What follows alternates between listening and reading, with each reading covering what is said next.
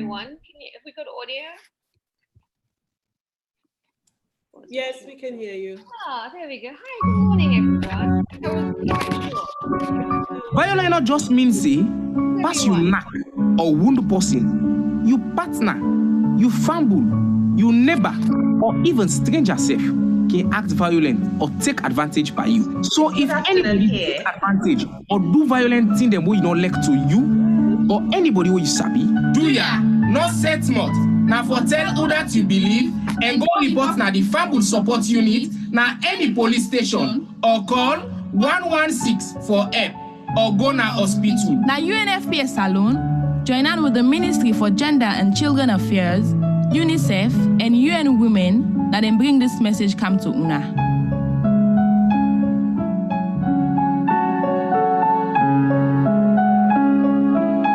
Nobody not get right for force you for do mommy and daddy business or ask you for go lead on with them because he want give you money. By force mommy and daddy.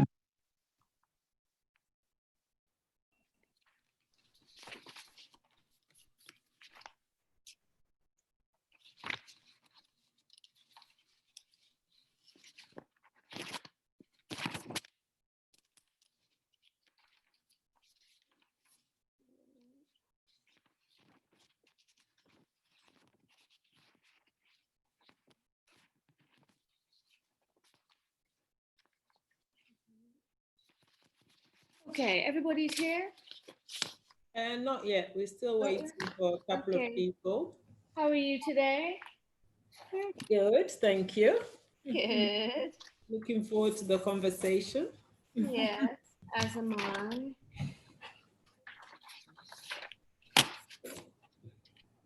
Okay, just to remind everybody to switch off their phones while we have the presence of mind to do that, myself included. So much paper. I must be responsible for half the trees in the...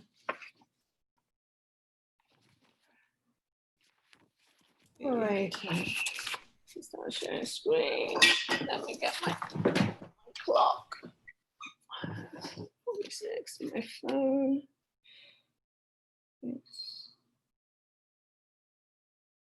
Oops. Turn my phone off.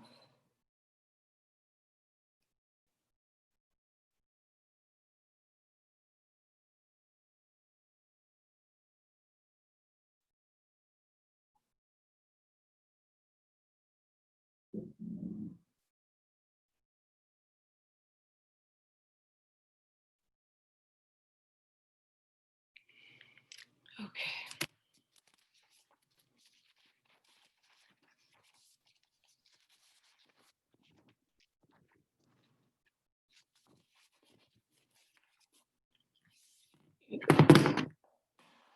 Oh, wahala. It is early. What's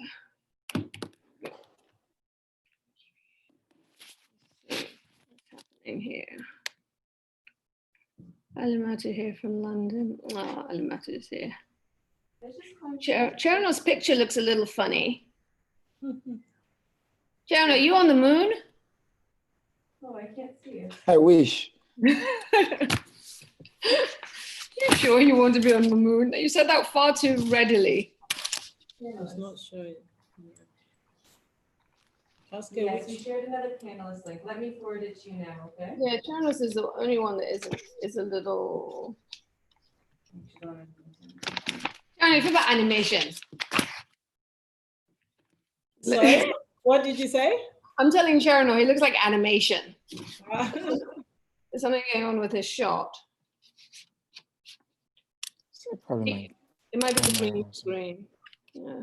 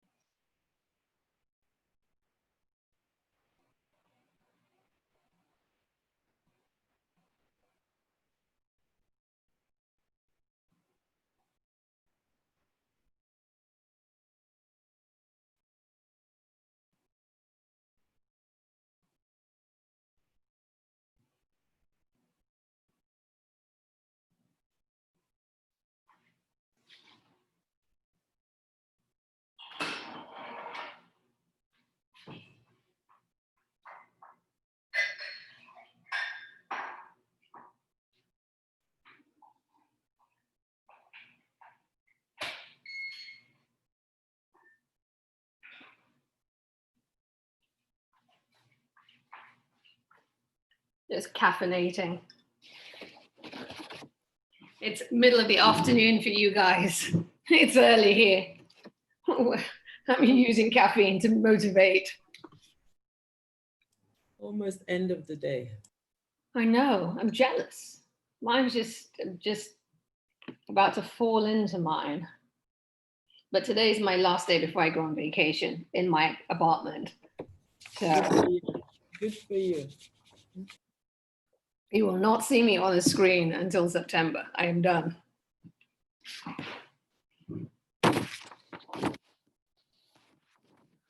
Okay, almost there. According to which one is it? Yes, I think this one is fast. 8 minutes. Everybody's here? Not yet. We're still waiting for Fatma and Asma. We've spoken to her. It seems to have been having a little difficulty. Okay. So waiting for her and Asma, and then Minister said she was going somewhere, but she'll be back. So got my fingers and toes crossed. Yeah. I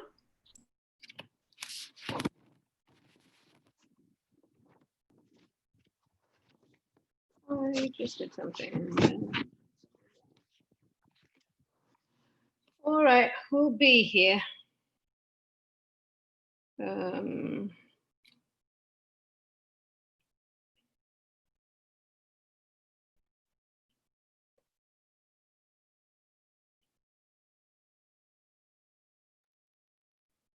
Knock or wound person, you partner, you fumble, you neighbor, or even stranger self can act violent or take advantage by you. So if anybody take advantage or do violent thing them way you not like to you, or anybody who you sabi, do ya not set mouth.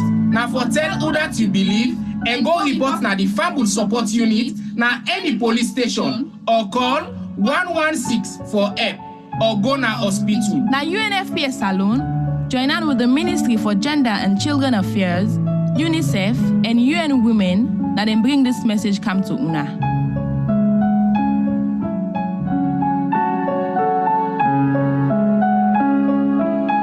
Nobody no get right for force you for do mommy and daddy business or ask you for go lead on with them because he want give you money. By force mommy and daddy business, na big crime na saloon, where papa government no dey joke with.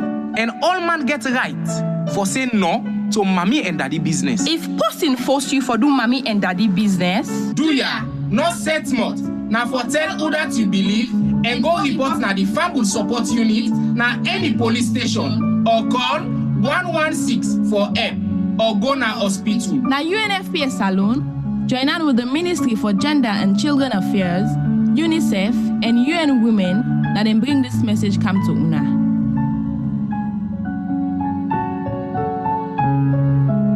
Woman and girl picking them. And they wonder where they live with disability. Now the more people can violent. And that can happen even inside we host them. Violence can be inside mommy and daddy business. It can be physical and it can be how we can feel. Do ya? Now for help we protect woman and girl picking a right, especially the one that where they live with disability. If this happen to you or person where you sabi, do ya not set mouth. Now for tell who that you believe and go report na the fumble support unit na any police station or call 116 for help or go na hospital.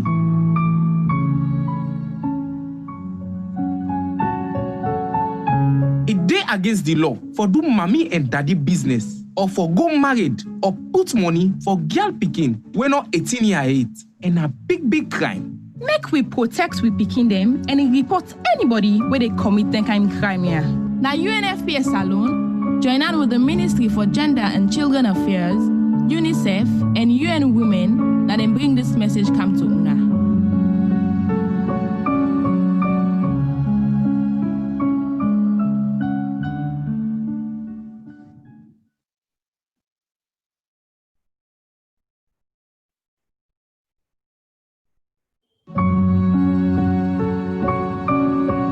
Violence just means say pass you knock or wound person, you partner, you fumble, you neighbor, or even stranger self can act violent or take advantage by you. So if anybody take advantage or do violent thing them wey you not like to you or anybody wey you sabi, do ya not set mouth. Now for tell who that you believe and go report na the Fambul Support Unit na any police station or call 116 for help or go na hospital. Na UNFPA alone, join on with the Ministry for Gender and Children Affairs, UNICEF, and UN Women that then bring this message come to una. Yeah. I got the information. Nobody no get right for force you for do mommy and daddy business or ask you for go lead on with them because he want give you money. By force mommy and daddy business, na big crime na saloon, where papa government no dey joke with.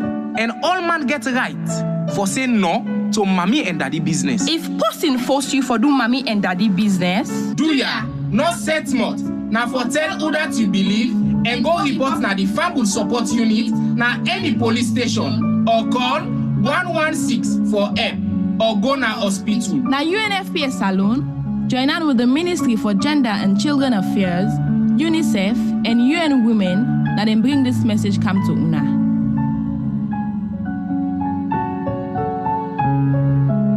Woman and girl picking them.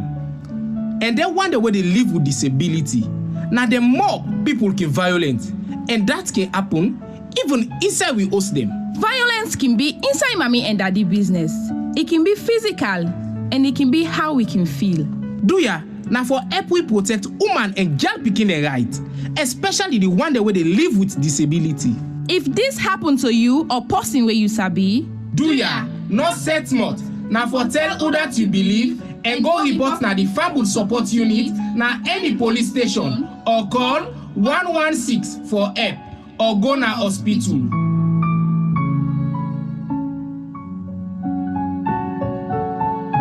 It dey against the law for do mommy and daddy business or for go married or put money for girl picking when not 18 year age and a big crime. Make we protect we picking them and report. Sorry, Kim, my phone was on Anybody where they commit that kind of crime here. Now UNFPA alone, join on with the Ministry for Gender and Children Affairs, UNICEF, and UN Women that then bring this message come to una.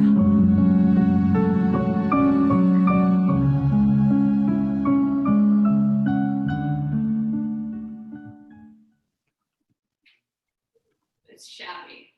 But anyway, is the person around? Is she coming now? Okay.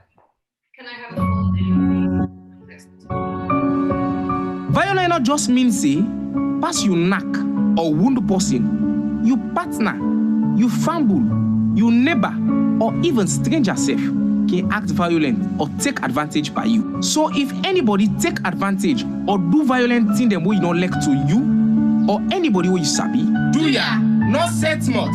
Now for tell who that you believe and go report na the Fambul Support Unit na any police station or call 116 for help or go na hospital. Na UNFPA alone, join on with the Ministry for Gender and Children Affairs, UNICEF, and UN Women that then bring this message come to una.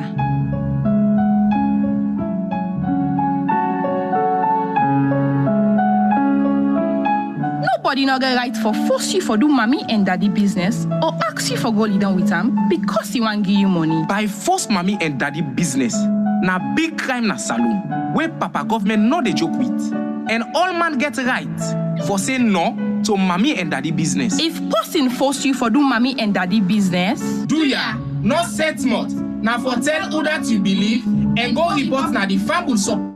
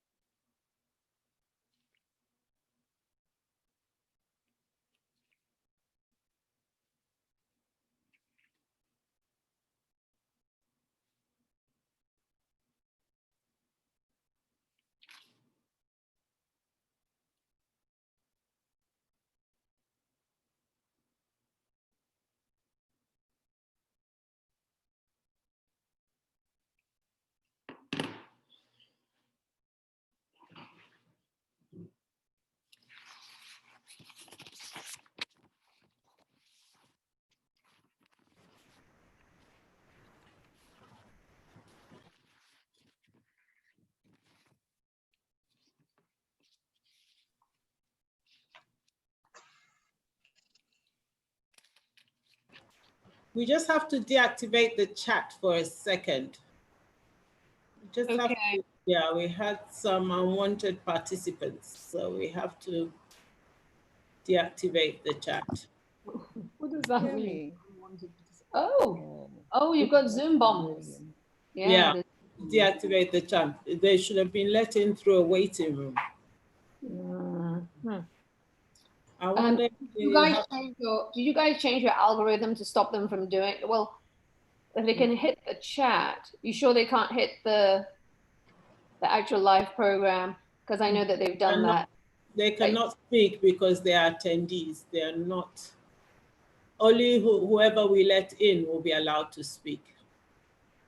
Well, I know that at USC here in California, when they Zoom bombed, even without being allowed, they appeared on screen, and it's happened in various places. So, So somebody said it seemed we had to have a waiting room for them.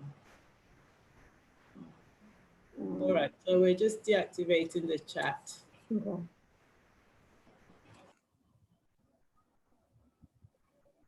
Okay. Regarding that other thing that I asked you, is there anyone who can send something? I sent you one line, so yeah, I'll try and get you another line.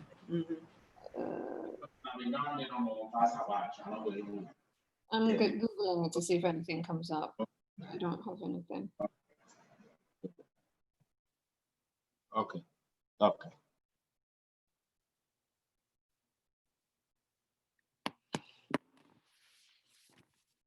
I Googled it, I didn't find anything, so.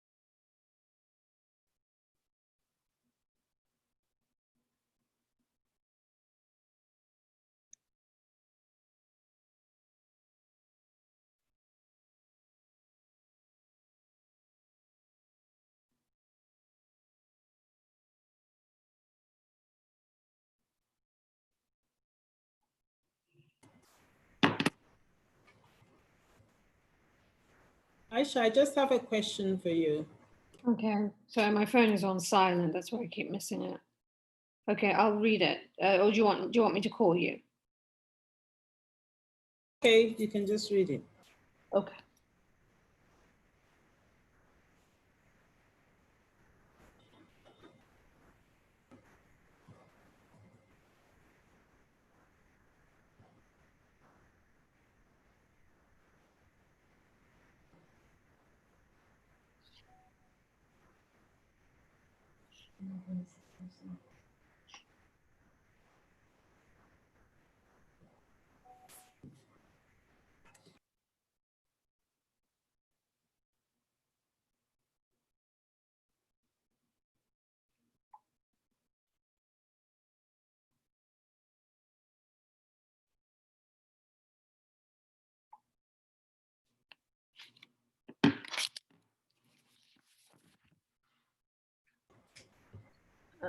Okay, Aisha, ready to start whenever you are.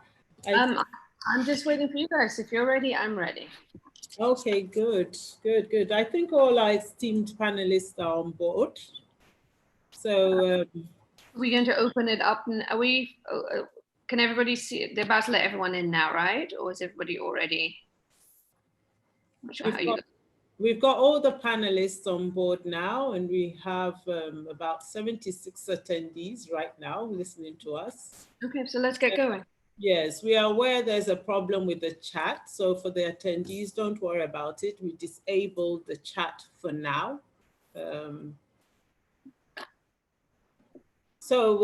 just going to start. Before we start, we have a poem by our esteemed daughter, Victoria Kanu, Vicky the poet. So we're going to start with that before we go to the official opening. So I'm actually really delighted that we're going to hear the voice of our daughter, our children, before we actually go into the main discussion. So over to Vicky's introduction. Thank you.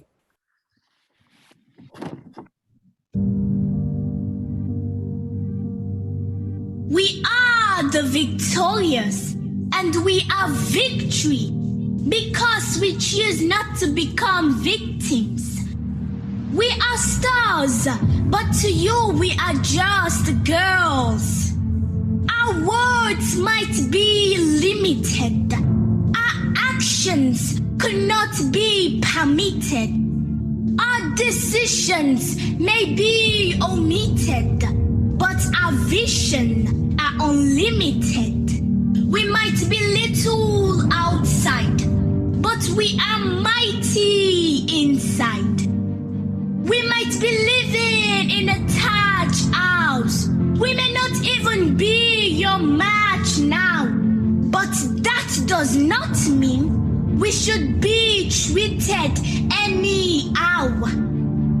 We have been neglected and rejected.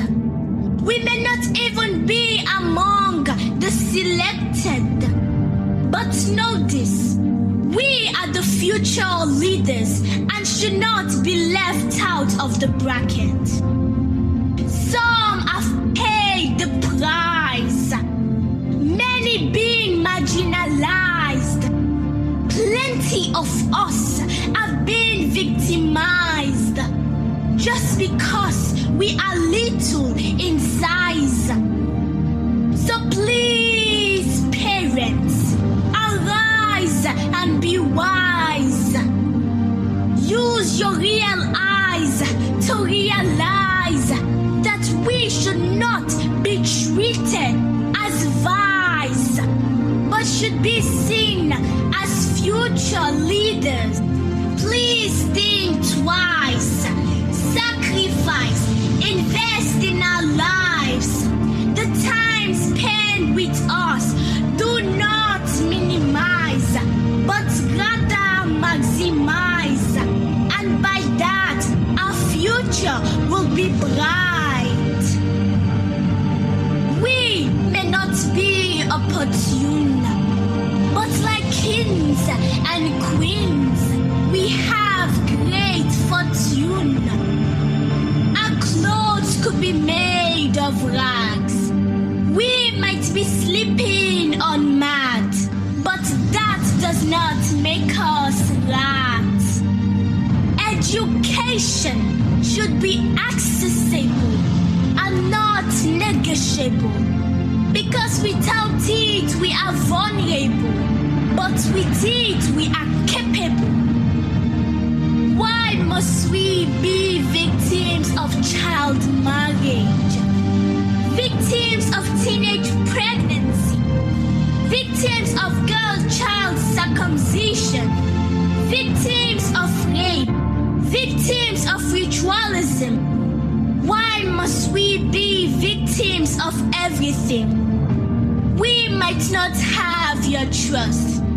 We are being considered dust. But notice, the most measure of precious treasures are found in the dust. We are treasures in the dust.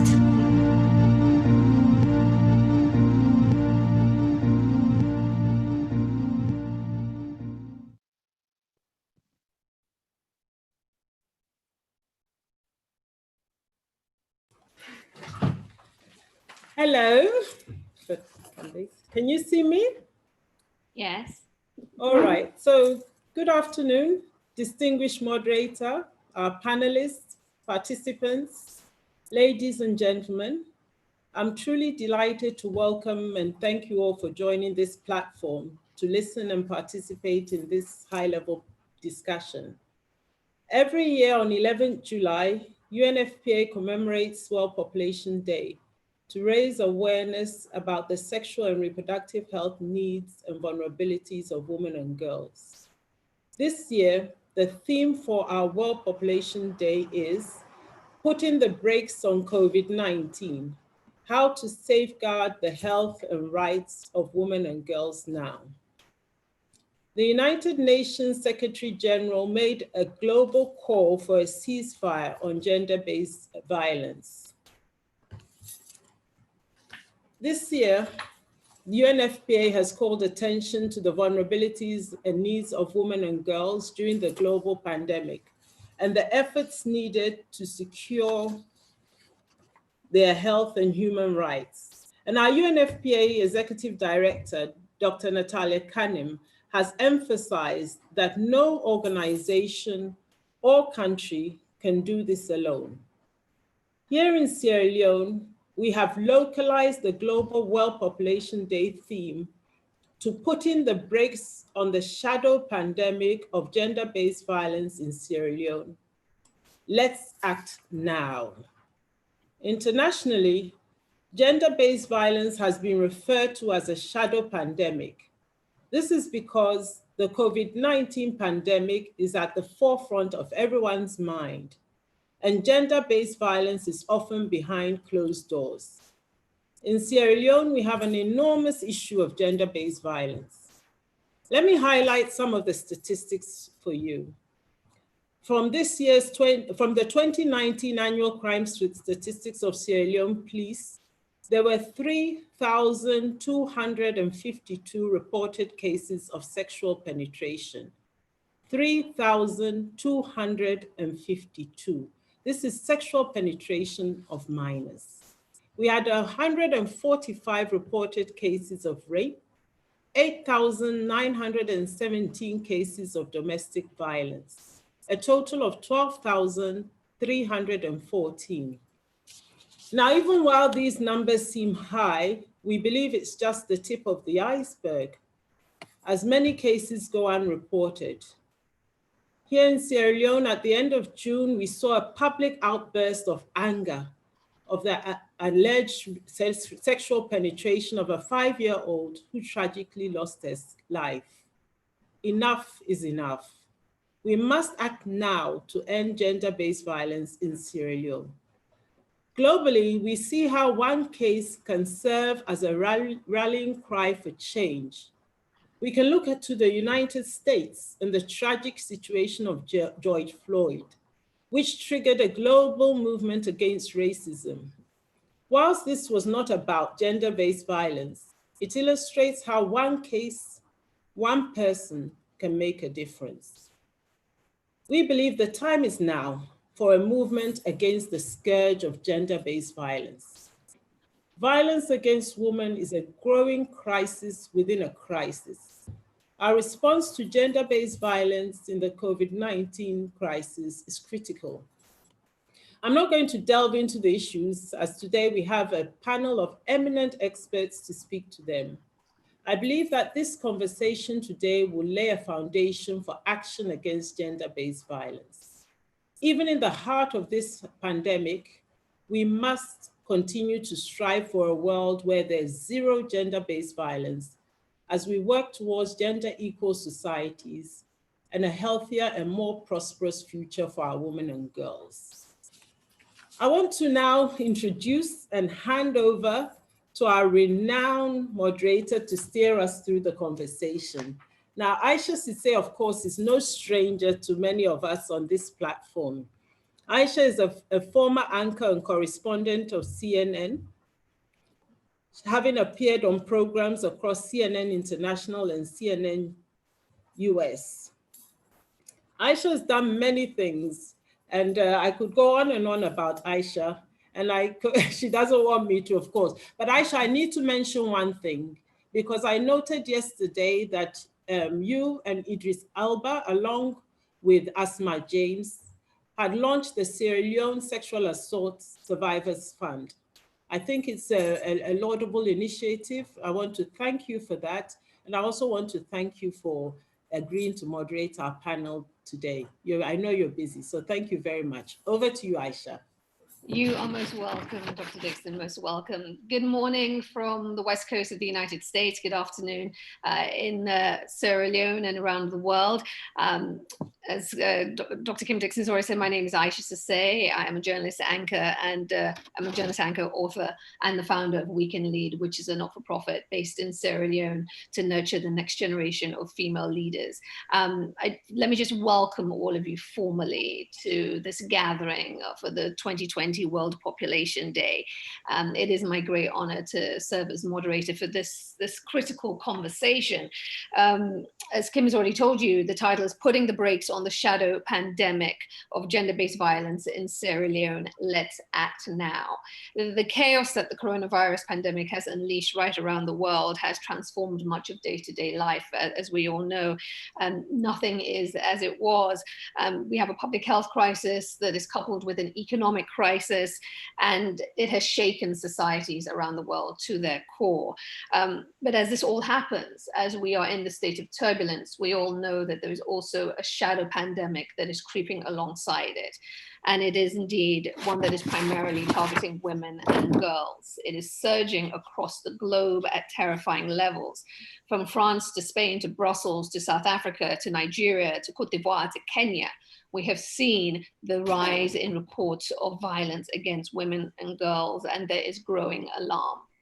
But the truth is, in Sierra Leone, there has been alarm for a long time. This is not new. The truth is, long before the coronavirus pandemic, violence against women and girls has been sweeping our country. Women and girls have felt unsafe in Sierra Leone for a long time. We have an entrenched culture that objectifies women and girls and has normalized violence against them. That coupled with victim blaming, victim shaming, a judiciary that is failing survivors, this has become a fabric of our day-to-day lives. As Dr. Kim Dixon already laid out, the number of attacks have been on the rise. We watched them increase year after year.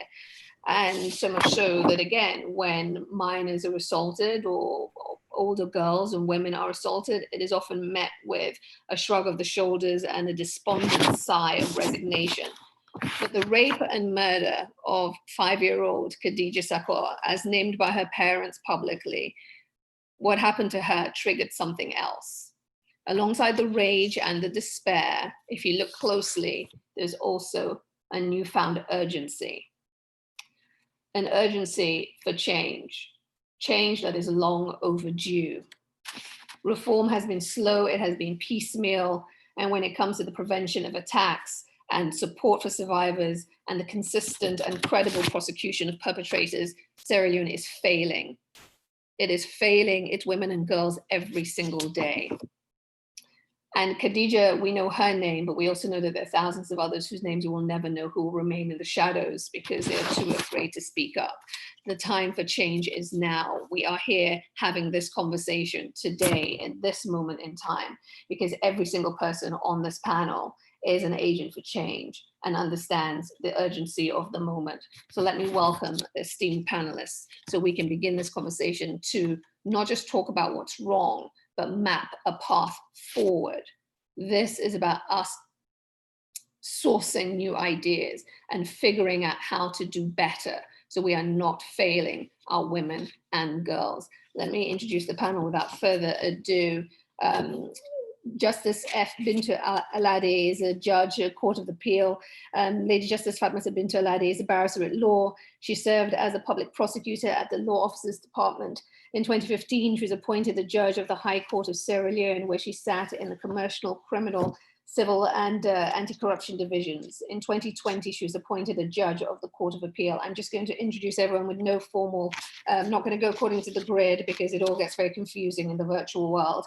Sharon Obar is a co-founder and chief executive officer of Purposeful. He's a feminist activist dedicated to amplifying the voices of girls and young people across the globe and in Sierra Leone. He's led initiatives with UNFPA, the Nike Foundation, CRS, and the Population Council. Miss Agatha Adelebi, as you see there, is a gender activist. She's dedicated to ending violence against women and girls. As a survivor of university campus rape, she lobbies for the rights of GBV survivors in Sierra Leone.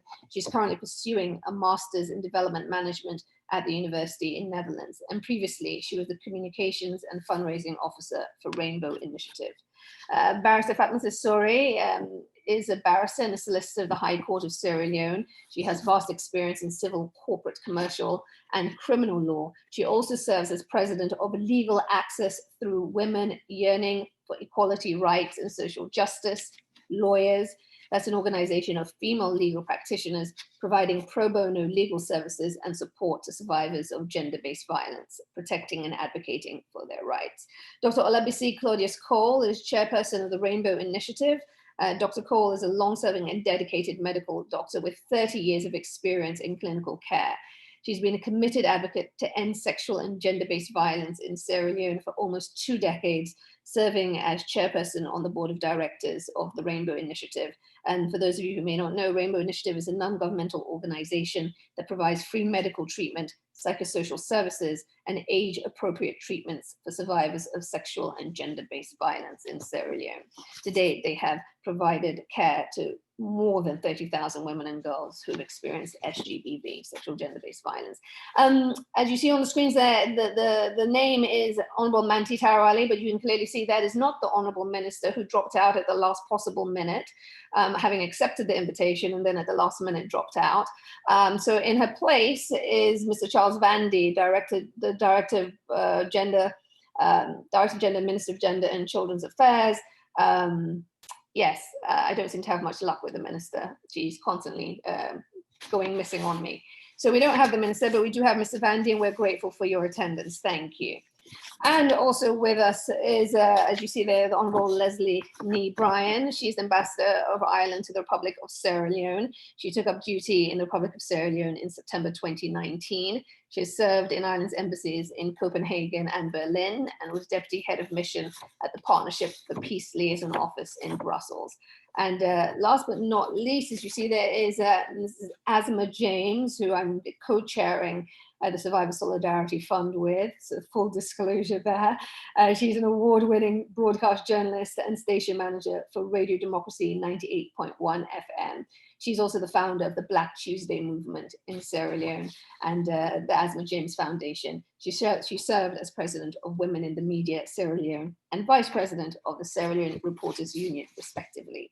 And you all know Dr. Kim Ava Dixon. I know she won't want me to take up any more time with intros, but I must formally introduce her. She's a women's health advocate with over 20 years of international experience, and she has served 3 UN agencies, WHO, UNICEF, and UNFPA, and she is now transforming the UNFPA office in Sierra Leone.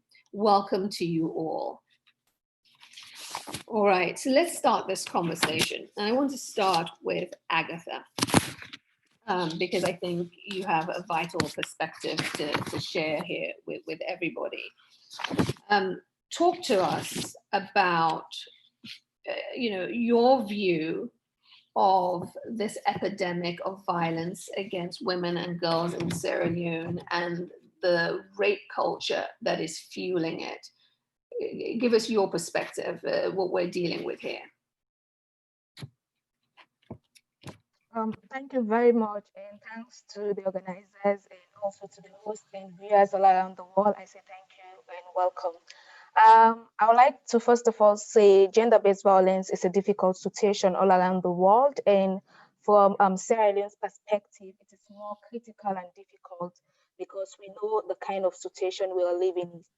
And as a survivor and as somebody who has worked around that sector as a gender activist, I want to throw light on the major shadow, which is that of victim blaming and shaming. I am thrilled with the work done by partners, with the work done by the government and all other agencies working in this sector. But the aspect of blaming the victim, shaming the victim is one strong aspect that we are lacking or we are not seeing in this pandemic. the aspect that puts survivor in a situation that makes them look bad, that questions their story, that question whatever they are going to say, even with the judges, even with the healthcare workers, even with the community. And so if we're going to look at this shadow, we have to be very careful and mindful that whatever we do, we want victims to come up and speak. We want them to go to these beautiful one-stop centers. We want them to go to the rainbow centers. But if they are not bold enough to go, if they are not satisfied and okay to go and report these cases, then there is no rainbow centers, then there is no one-stop centers. So that aspect is more important. And what we should do as a community, I think first of all, we have to educate the community for them to know that it does not feel good for somebody to be raped. Neither does it feel like you're okay to be raped. So nobody is in the position to question your story, neither to question what you're going to say or how you feel.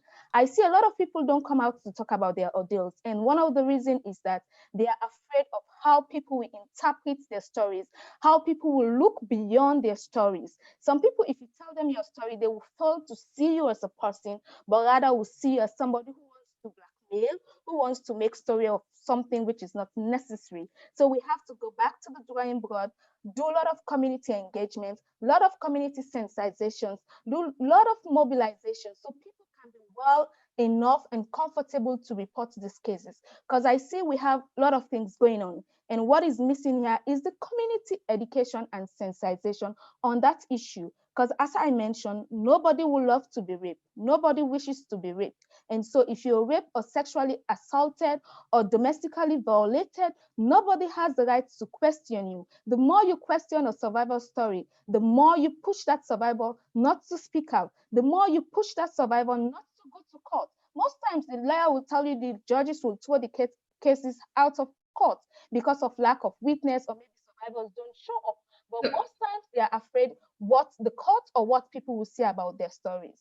You lay it out very clearly as to the challenges that survivors face and as you see it, how to move forward. Thank you for that, Agatha. I want to go to Dr. Olabisi Claudius Cole. Agatha talks about the victim blaming, the victim shaming that accompanies the experience of survivors of sexual violence. From your perspective as a clinician, before we even dig really deep into the way out of this, I just want a very clear picture of what we're dealing with. From where you sit and the work you've done with Rainbow for many, many years, talk to me about the impact of this violence on women and girls as you've seen it through the years there at Rainbow.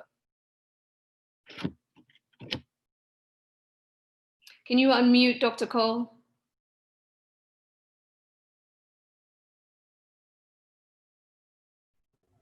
There you go. Yeah, thank you. So for us at the Rainbow Center, what we have seen at the impact of sexual violence on the survivor is your question. First of all, survivors come very late. Most of them come very late to the Rainbow Centers. And therefore, we lose a lot of the forensic evidence that can help them prosecute their cases. And once they are not able to prosecute their cases, they feel very despondent about the whole system. And when they come to the centers, and as Agatha was saying, the story they tell you, you need to believe them. And most of the time, before they come to us in the center, they've been to the traditional community elder, or they've been to the Sowe, or they've been to the family setup. So when the child comes to you, she's afraid to tell her story. And you find that their stories change of not being believed starts creeping into them. And that makes it difficult for them to have a trust in the whole system. So you find that the survivors find themselves in a very funny position. And I think that's one of the reasons why we really don't see the adults coming forward to report their cases. We have very, very, very, very few above the age of 18 coming forward. Most of what we see are the children under the age of 18 coming forward because they are brought to the centers by their parents or their guardians. So you find that because of the whole system of not being believed, they feel that the system is not going to be fair, they're not going to have a just court hearing.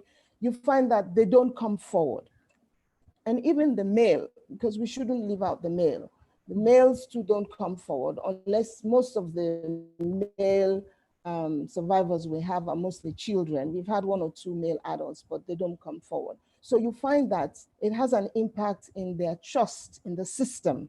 So you find that few of the adults are actually coming forward to make a report, because as Agatha says, that the aspect of not being believed, and once they come to the centers, of course, we have the facilities in the centers that we have, but that's only in 5 centers in Sierra Leone. I mean, now that we're going to have the one-stop center might be better for survivors accessing the services that we can provide. But I think one of our big problem is raising awareness so that survivors know where to go and what services are available for them, and what can be done for them in the centers.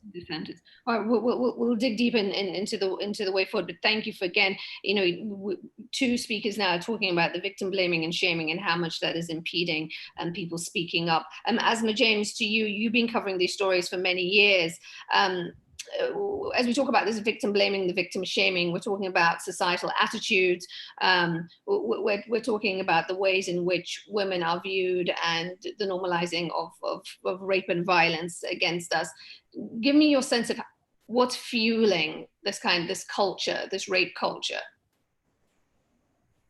Thank you very much, Aisha. Good afternoon from my end. And I'm very pleased to be here to share my own little perspective, because I have been in this, actively in this campaign now for the last 3 years. But before I go to your question, Aisha, I want to thank 2 judges. Yesterday, there was Justice Monfred Sise actually sentenced someone to 15 years imprisonment for sexually penetrating an 8-year-old girl. And today again, my reporter actually was calling me, whilst you also was asking me the question that, again, another judge today sentenced someone to 14 years imprisonment for, again, for another sexual penetration. So I think that's a good news. As media people, as a journalist, what we need to do now as practitioners, media practitioners also, is that people get to know now that the judiciary now, I think we have, I want to say I have some hope in them. And for the fact that yesterday and today we have 2 sentences of people, of men, sexually penetrated young girls. It's a good news for us campaigners. And so we want to let people know that men, you can't just sexually penetrate a minor and you think you'll go scot-free, even with all these challenges we have in, with all the victim blaming, with all the where were you, with all the questions. Still, I'm hopeful that we now, with all what is happening, will have a different judiciary, and victims now will start to have justice. What we want is a culture people, and I hear you say that, and indeed, it is a glimmer of hope. I'm going to, there's a phrase, one swallowed is not a summer make. So, there've been two convictions, and that's fabulous. And we applaud those. But again, we have to see that carried out systematically and repeatedly. But you can have that judiciary that is prosecuting. I guess we don't want to be in that place of them needing to prosecute these cases. We want to prevent these cases from happening in the first place. So what is it about the culture that is fueling this kind of violence, and how do we get to grips with it? So I can't state exactly what's the culture, because the men who sexually penetrate these girls will have to answer that question. But then what the hope I'm having is because now we have people, girls talk now. If you have a little girl as little as 5, she'll explain exactly what happened to her.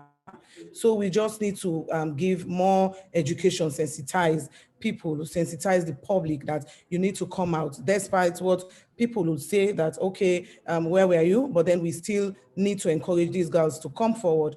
And also the issue of compromise is another issue. I'm sure my Fatma will talk about that, because she's always speaking about compromising and why it's not good to compromise on issues. But then the issue of compromise, even parents, there's also a problem with parents or family people that we don't want this issue to go out. So when these cases go to court, it's different.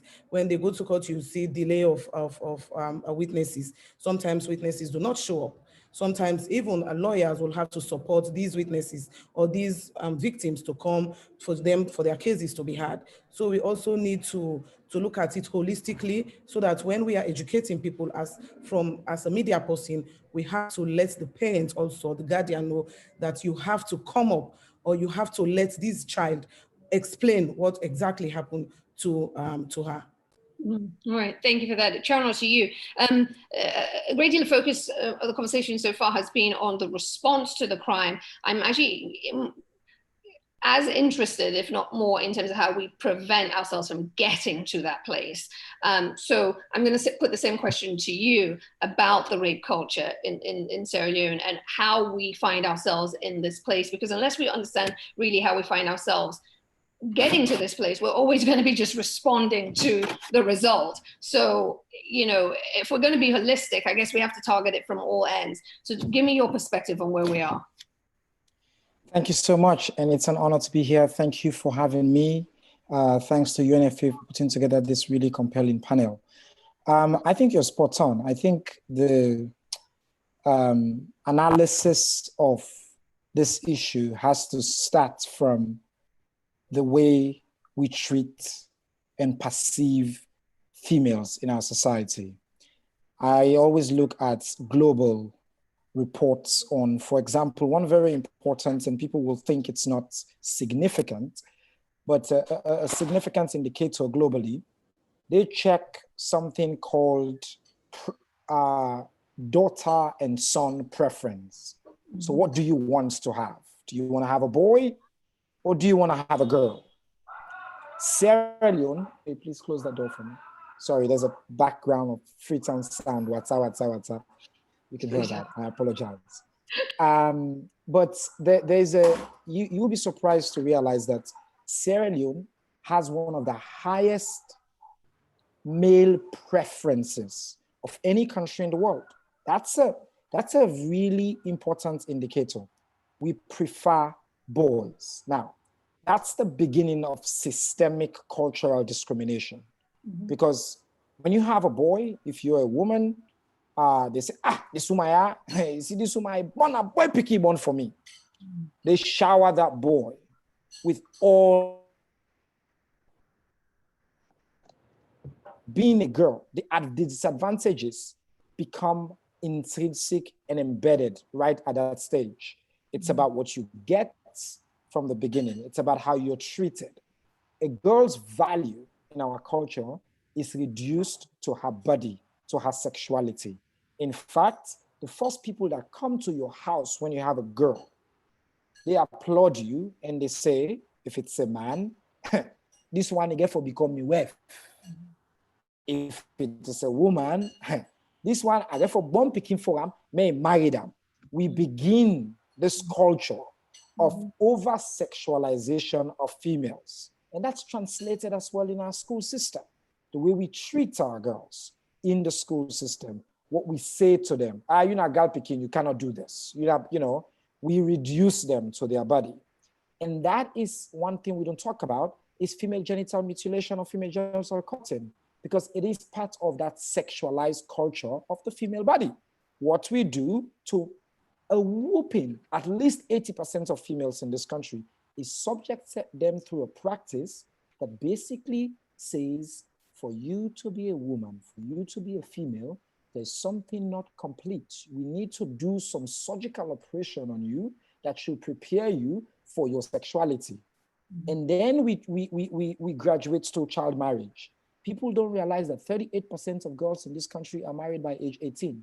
That's almost That's close to 1 in 2 by almost 40%. That's a massive number. Somebody just asking a question, why don't we call men who are interested in prepubescent girls pedophiles? Because we have a culture of pedophilia, because too many men do it. So we don't tackle it. So, and then transactional sex. So at every step of our culture, and I think the crown jewel of it is the culture of impunity. The fact that the state looks at all of that, either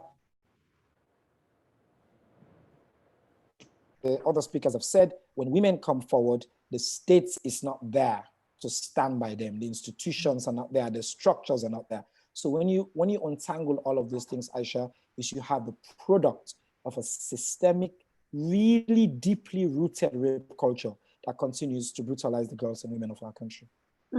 Chairman, thank you for laying out so clearly for us and painting a picture. It leads me, as you make the point about the state not being there for survivors, the state not being the bulwark to challenge many of these attitudes, whether it's in terms of just the attitudes that are propagated and the lack of women in positions of power and all of that. It leads me to bring in Mr. Vandy. You heard Sharon Obar say that the state is not there for survivors. It's not protecting the women and girls of Sierra Leone. As you well know, a national emergency was declared on rape in 2019, and there was much talk of reform. That national emergency declaration was revoked. But before then, when it was first made, there was a talk of a multi-point plan and all this reform that was going to take place. So I want to start with just getting your assessment of between 2019 and now, what progress has been made, again, so that we can take stock of where we are and look at where you're failing and how to do better. So I want your assessment of how you think the government is doing when it comes to tackling this issue.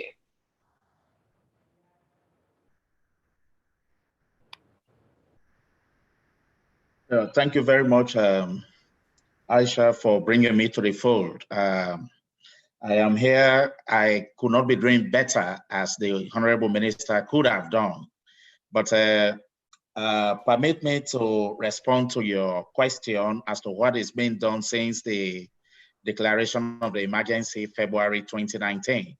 I think I agree with all other speakers, but then they are all familiar faces. We are all in this together. What we have done is, like Dr. Kim in her introduction mentioned, that we are even looking at the shadows of unreported cases. Now, it depends on which school of thought. What's happening? It depends on which school of thought you are coming from to talk about whether there is an increase because of the level of awareness or the structures that are being put in place, or people still need to get the confidence in coming on to report. What is happening since the declaration of the emergency is that there has been a robust measure in terms of improving on the legislation. The Sexual Offences Amendment Act of 2019 is now very robust. And unlike the parent law, which says free medical examination and treatment, it is now saying that the Ministry of Health and Sanitation, so that you now have somebody who is accountable to provide services. We are also in the situation where not only talking about the laws, we at the ministry, we are very mindful of the fact that prevention is better than cure.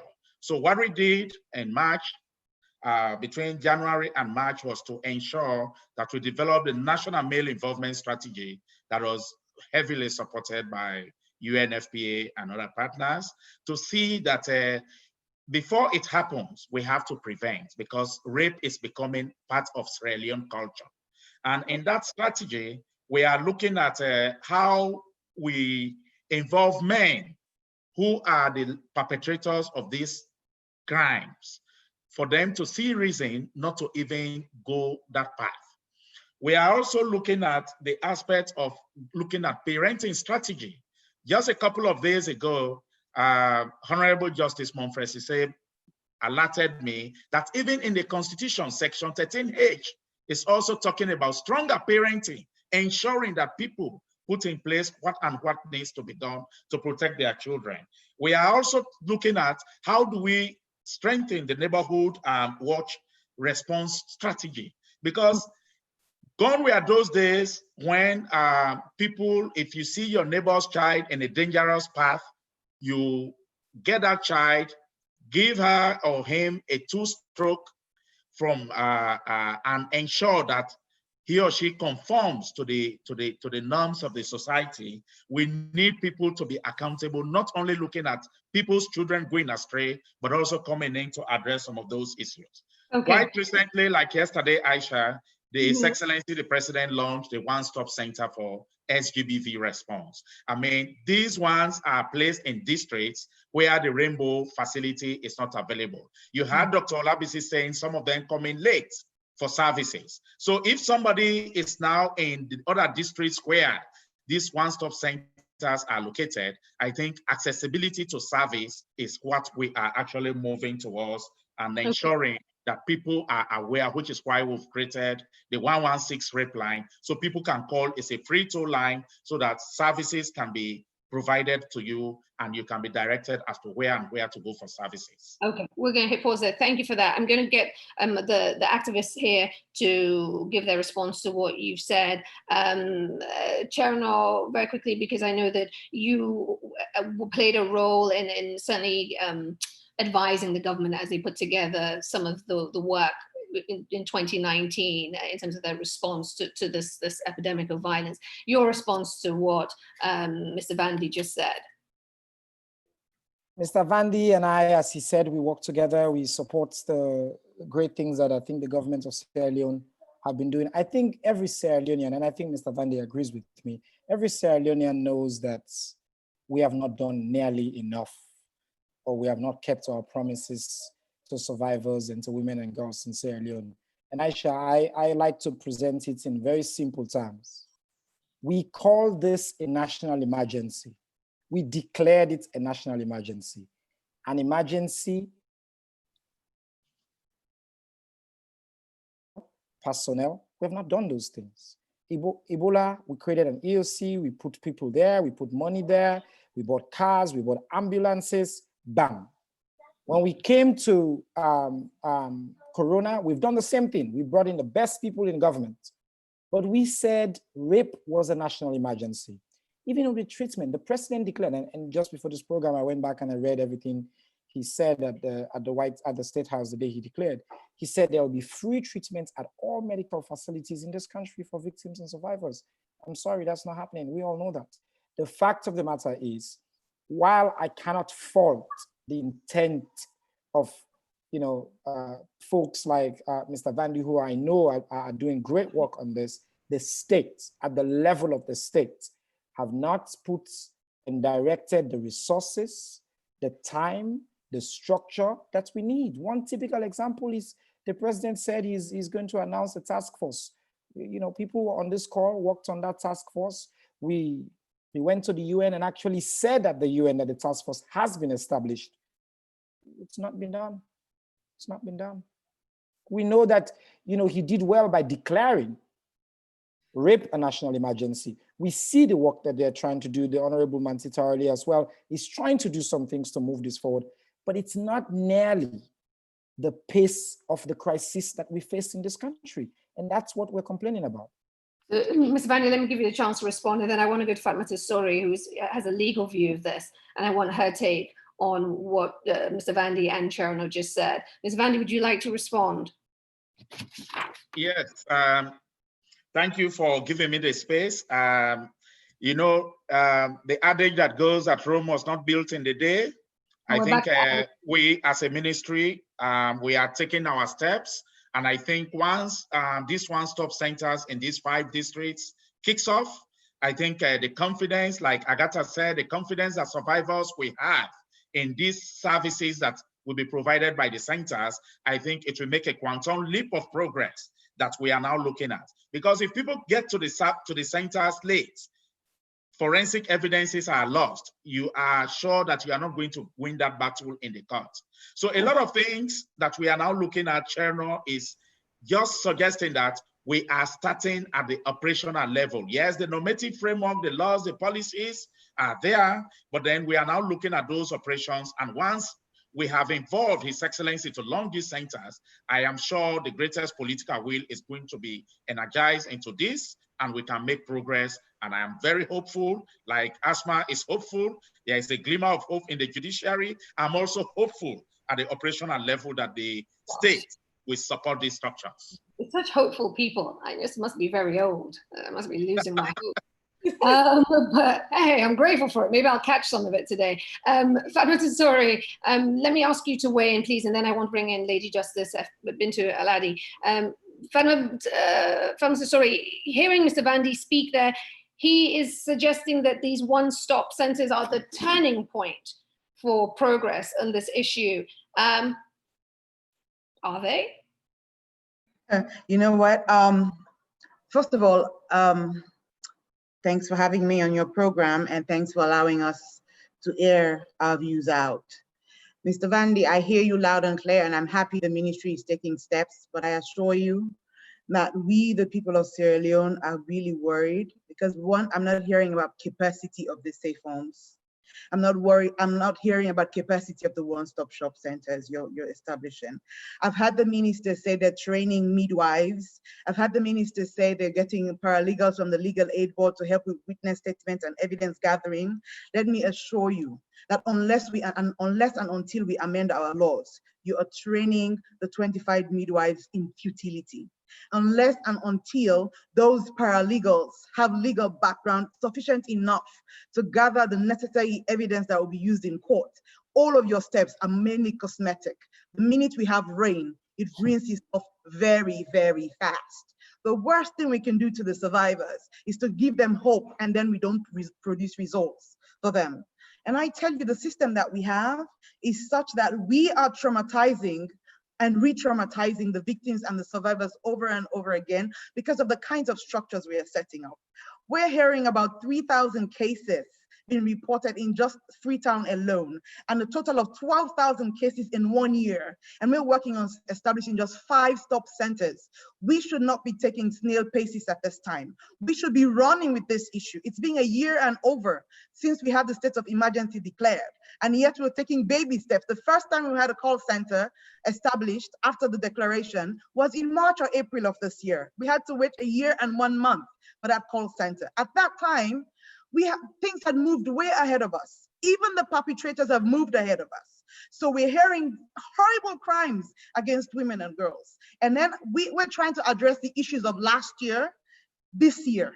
So it's as if we're trailing the perpetrators instead of focusing. And yes, if we don't have the evidence, there's no way we could get to the ends of justice for these victims. We're talking about the victims going to the centers late. Yes, if you're going to the centers late, even if you collect a semen, what can we do with the semen? And then even when they report late, forget going to the centers late, even going to the police sometimes, the police go to the crime scenes very, very late. We've had children who are being abused over and over. They're sent back into their homes where they're being abused. So there's repeated abuse. So at this point in time, we should be looking at psychosocial trauma, the trauma, and getting 16 stop centers across the country, having all the medical centers do the examinations for the women and girls who are abused.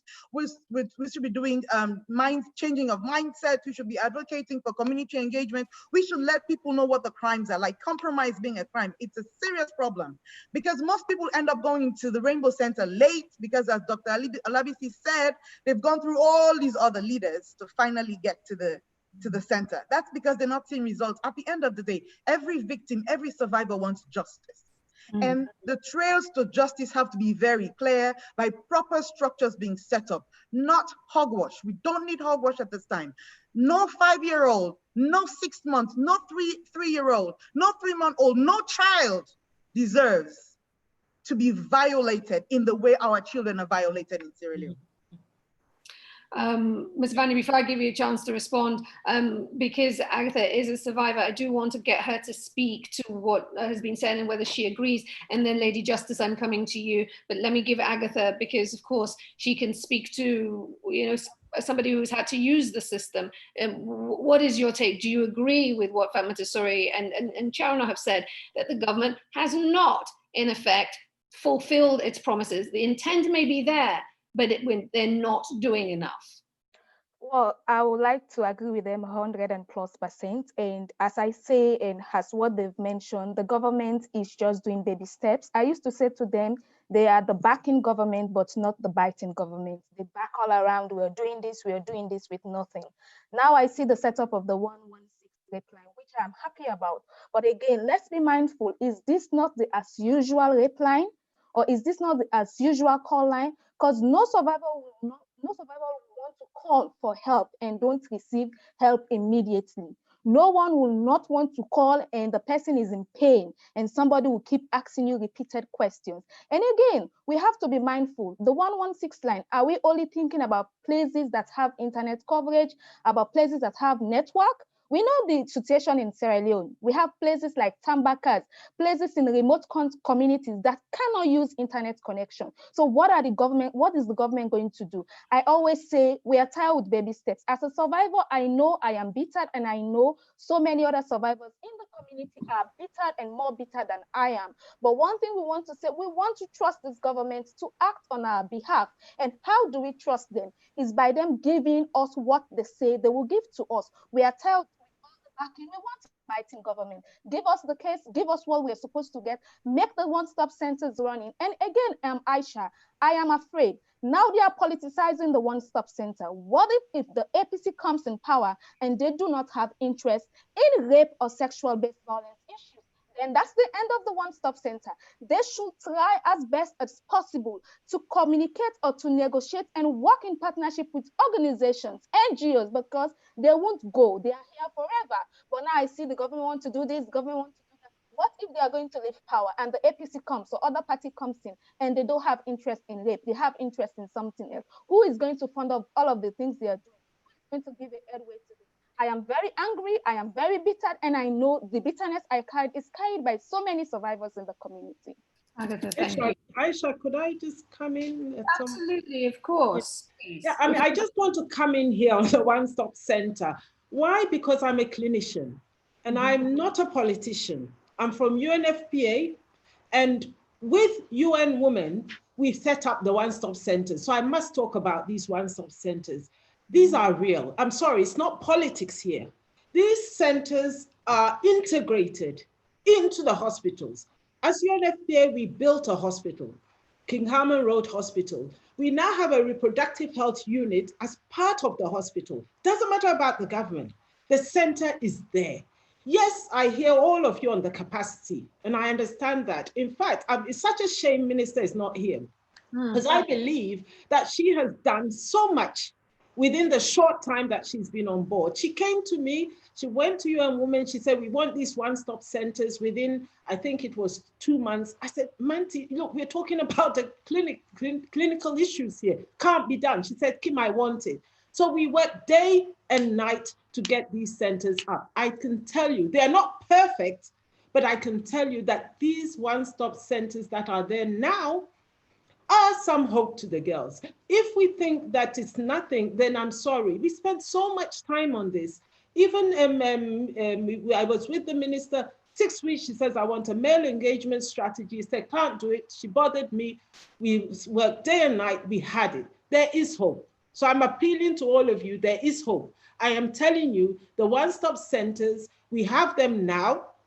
They're not perfect, but I can assure you, at least so long as I am here and so long as your woman is here, we're going to do the best we can to make these work for women and girls. We need to, because otherwise then who are we, or me, even as a woman, we won't sit back. So I do believe that we are trying. A lot more needs to be done. And that's why I called you all on the panel, because I need to know what else can we do. So thanks for the bashing, but I need also to hear from you action. Thank you. Dr. Dixon, thank you for that. And let me go to Lady Justice Pinto Olade, who's been waiting very patiently. You're a perfect segue here because, again, like Dr. Dixon, you're not political, you're the judiciary, you sit above it all. Your take on what you have heard, the lack of hope, the fear of politicization, the pace of progress, the court system. Talk to us. If you could unmute, please. Thank you very much for having me here. Basically, I'm happy that you came to me last for the simple reason that really the court is there after all of what the other participants have spoken about. We are like the place of last resort where they come to and everything should have been done. But before I go into the other issues that have arisen, let me just say something that I think should be good news and should bring some hope to all of our participants here, especially Agatha and Charles. The judiciary of Sierra Leone, by the end of this month, will be opening, we're going to have the opening of a specialized court for sexual offenses. And this is going to be a court, it's going to be specialized because there are going to be some special measures taking into account all of the kind of issues that Agatha, for example, has raised. The issues of intimidation, the fact that, you know, witnesses do not feel comfortable in a court environment. They feel that, you know, they cannot speak their minds, it's adversarial and all of that. So we're going to start off with that. And we're hoping that this will be replicated all over the country. But before the end of July, this is going to happen because it's already, a court is being transformed into that special court. And, you know, a lot of construction is going on. And we're going to have video conferencing facilities so that there's sometimes when witnesses, child witnesses, for example, they wouldn't have to come to court. They will, you know, we'll do the remote hearings whereby they'll be at certain centers, other places around where, you know, we can conduct proceedings. So that would be one. And then if this is replicated around the country, then that would be good. We'll have screens in which the judge and the counsel will be able to see the victim, and you know, they will be able to see that the defendant will be in court, wherever, to, you know, also participate. So we are also responding to the needs of the society. And I want you to know that the judiciary is also dynamic. It's dynamic. It is listening to all of what's going on. And basically, we're there, we're implementing the laws. Mr. Vandy, Fatma, Sasori, you've all just said it.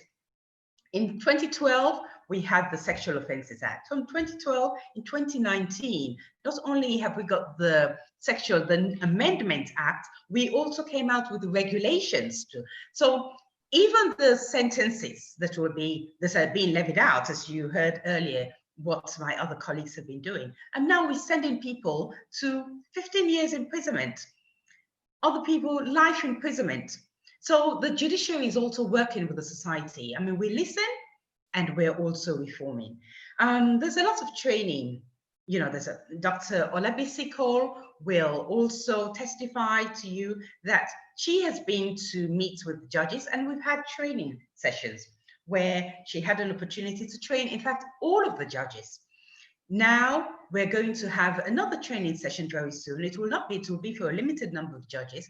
So that is another one. And this is to sensitize judges and to prepare their minds. I mean, judges are human beings like every other people. I mean, some people are biased, but we have to train their minds. They have to know how to go about doing things. We also have a new sexual offences division of the High Court, which we didn't have before, but now there's a special division, and there are 5 judges that have been assigned to that court.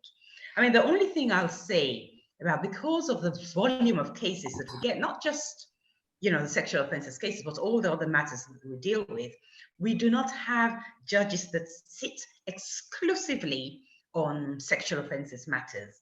But perhaps that is something that the judiciary will have to look into to see how we can have a quick impact on society. Perhaps if we have those 5 judges sitting on just sexual offences matters, say we do that and they do that every day, let's say we try it for a year, we'll probably see a big impact on the society. But then again, as I said, we sit and we wait for all of this work that would have been done outside to come to us, because there's strict rules that we have to go by as well. And don't forget, judges are supposed to be impartial judges.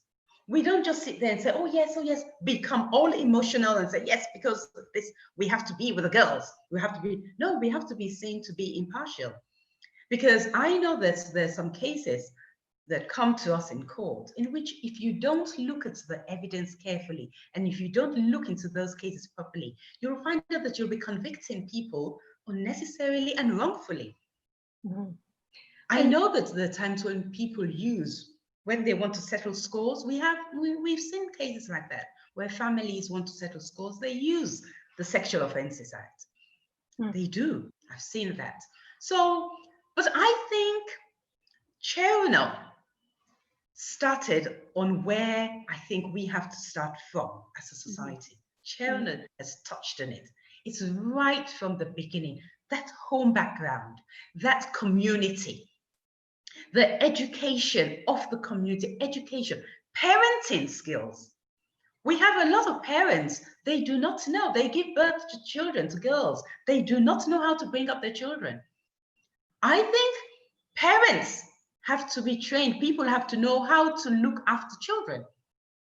And you said not to cut you off, but I do, because before we move too far away from the reforms that you have laid out that are coming, I do want to bring in Fatma Sasori as the other legal person on this panel, just to respond. And then, just because I think it's important to put it all in perspective. Fatma Sasori, you heard Lady Justice Aladi say there, the judiciary is dynamic. They're setting up a sexual offences division. There will be, by the end of this month, a specialized court. Your assessment on what you've heard there and its potential impact and how meaningful all of this is? So for me, the steps that the judiciary has taken are very much welcome in, I would say that, because it's being a conversation that's been ongoing with the Chief Justice. And he's got an open door policy to listen to the issues. And the first experience with the struggles within the court structure was with respect to the 5-year-old girl who was sodomized and then ended up being paralyzed waist down. Immediately after that case, I approached the Chief Justice, and one of the things he accorded me was the opportunity for the court to be moved. So we made a special application, and that time the court was moved. But then we came back and we said we need to have a specialized court system, a courtroom that will be most accommodating and complementing the prosecution of these cases, which is what we're seeing today coming along. We want it, although I want it to happen speedily, I would have hoped this would have happened last year, but I'm aware of the constraints.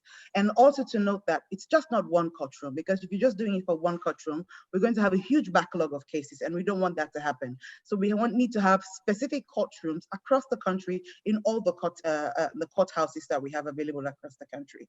The problem we have generally is with access to services. And when the access to services are lacking, by the time you get to the judiciary, you don't have enough evidence many a time to get to the ends of justice, because the burden and standard of proof with criminal cases is beyond a reasonable doubt. So any aspect or iota of doubt causes an issue, which brings me now to the fact that we need to work towards getting a forensic system operational in Sierra Leone. It will make the prosecution much less burdensome. As it is, the burden is on the victim and the survivors to give testimony and explain what happened. And this is what I said about re-traumatizing the victims. The victims go to the police, they explain their story. They go into the Rainbow, they explain their story. They might end up in the safe homes, they explain their story. They come to us as lawyers, they have to give us an idea of what they go through, even though we don't go into the stories, but we want to get necessary information. And then at the same time, the struggle that we see currently is that there's resource that's required.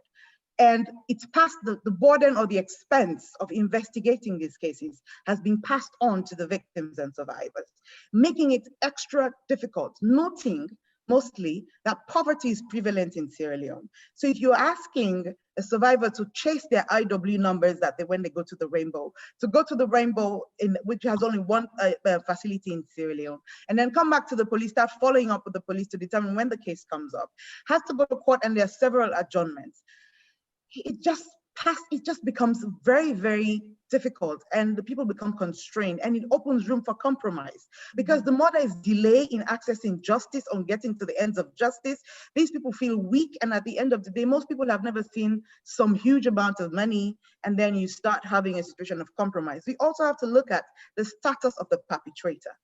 The more connected the perpetrator is in society, the more difficult it is to get to the ends of investigation, which is why I said, when we're setting up the one-stop shops that are already being established, there has to be capacity. If there is no capacity, we end up in court, we don't have the necessary proper evidence, and then the matter gets thrown out in court, or you don't get a conviction. Don't forget, the victims are most satisfied when there is a conviction on their matter. So I applaud the judiciary and what they're doing. I also look forward to all of us complementing the work of all what we do together and collaborating. And the ministry is aware that we're always willing to lend a hand. But on the one-stop shop, they did not consult. I will tell you that, which is why I'm pointing it out now, that if you're going to rely on paralegals, you're likely going to fail. There's so many lawyers coming out of law school. Get them engaged. If you're going to rely on midwives, you're going to fail, because the Medical Practitioners Act says only a medical doctor can give testimony in court. So your background, the first thing you have to do, if you want to use paralegals and midwives, is you have to go for law reform. If you don't have a law reform, I'm sorry, you're going to court and your testimony will not be admissible in court. Fatma, thank you for that. Leslie Bryan, Honourable Leslie Bryan, I want to come to you, but I do have to give Mr. Vandy a chance to respond on this issue of the one-stop centres, the lack of consultation, and how they may have been set up in a way that could make them flawed. Ms. Vandy, if you could respond briefly, because I want to get to Leslie Bryan, because I want to talk about the role of international partners, specifically as we talk about potentially, the desperate need for forensic lab. Is that a space that she could see them coming in? So Mr. Vandy, over to you. Yeah, thank you very much again, Aisha. I think as a ministry, we are looking forward to all of the input that are coming. We are not saying the one-stop center is going to be 100% perfect, like Dr. Kim stated. What we are saying, there has to be a starting point.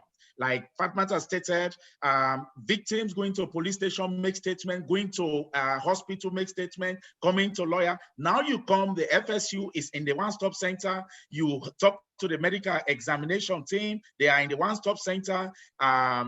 We have paralegals that we guide, because most of the things that are thrown out of court, even the police, the way how they present their cases, I mean, we just want people to assist so that it becomes robust. What we are adding here is we are very much aware of the Medical Practitioners Act. Currently, the Honorable Minister is in consultation with the Honorable Chief Justice to see. Our ultimate goal is to change that law to ensure that trained medical midwives can now examine and give testimony in court. That is our ultimate goal. That is where we want to go. We know there are also issues about the legal opinion and other things, which is why government, the state councils, they examine all of those things and they give advice. So we are not like working in a vacuum. We are saying that we needed these one-stop centers yesterday. And I can tell you, we consulted a few experts, and I can also tell you, even talking about the forensic lab, the minister has commissioned a technical team together to look at which forensic equipment can be suited for Sierra Leone situation.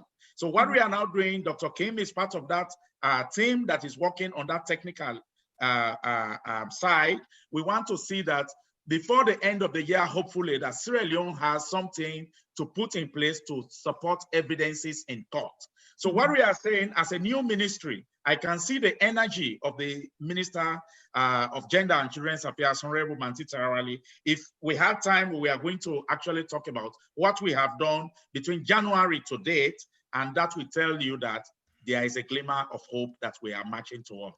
Our whole goal is to ensure that women and girls receive those services that are much needed, and to also put focus on the national male involvement strategy. Our business is rape and sexual penetration does not happen. And if it does not happen, we are not going to be requiring all of these expert opinions and other things. We should be safe on all of those issues. Thank you, Mr. Manu. I appreciate that. Honourable Leslie Bryan, to turn to you now, and you've been listening to all of this. Your thoughts on where the international community could step in here? Talk to me about what you think that you could bring to the table to help move move the needle on this issue. Thanks, Aisha. Thanks very much. I'm very conscious in this group. I'm really honoured to have been invited to speak, but I'm very conscious that I'm not from Sierra Leone. I'm speaking, I suppose, as a development partner of Sierra Leone, and one that is gender and the empowerment of women and girls front and centre of our cooperation. But also, I should make clear, I'm speaking as a citizen of a country that's followed our own path from quite a dark time when, I suppose, violence against women and children was ignored and in some cases perpetuated by society and the state. So just to make clear that not just as a development partner, but I suppose somebody who comes from a country that has followed that dark and difficult path. And I suppose that as a development partner, there's lots we can do. Very, I suppose, importantly, supporting essential services. And I mean, from what I've heard, I think support for essential services is really vital. I mean, sexual and gender-based violence, it has an impact on people that just stays with them their entire lives. It impacts on people's ability to reach their full potential, and that impacts on society, and it impacts on subsequent generations. So I think support for essential services until such a time as they can become embedded in the general government services is really important. I think we can also, as development partners, support innovation. There are things that we can do maybe to try things. You know, a government cannot innovate. It cannot put in place a service that isn't tried and tested.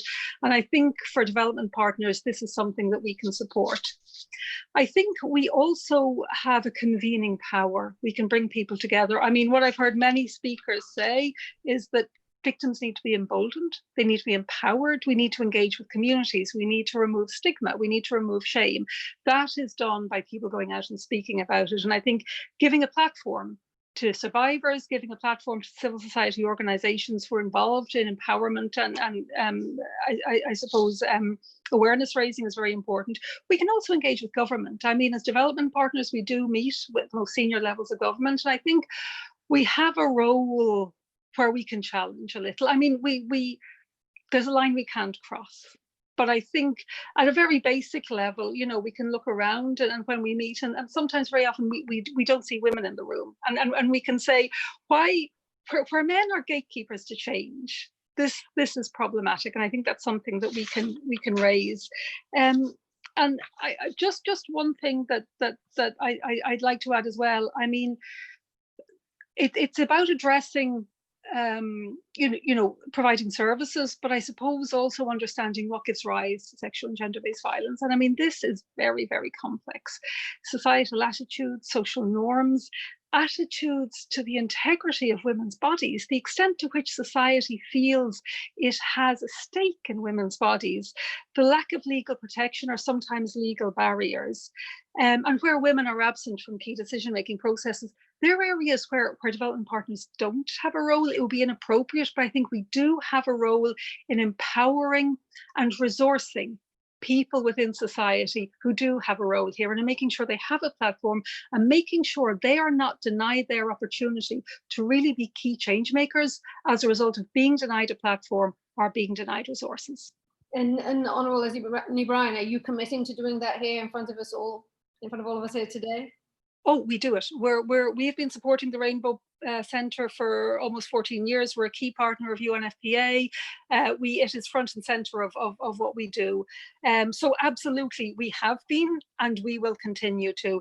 Just one thing that you mentioned, because you did in your introduction say something about forensic labs. I mean, if this is needed, and I think this is something that has been raised with us, this is something that we have experience of in our own country. But just to say, in the case of underage victims, it is very, very helpful.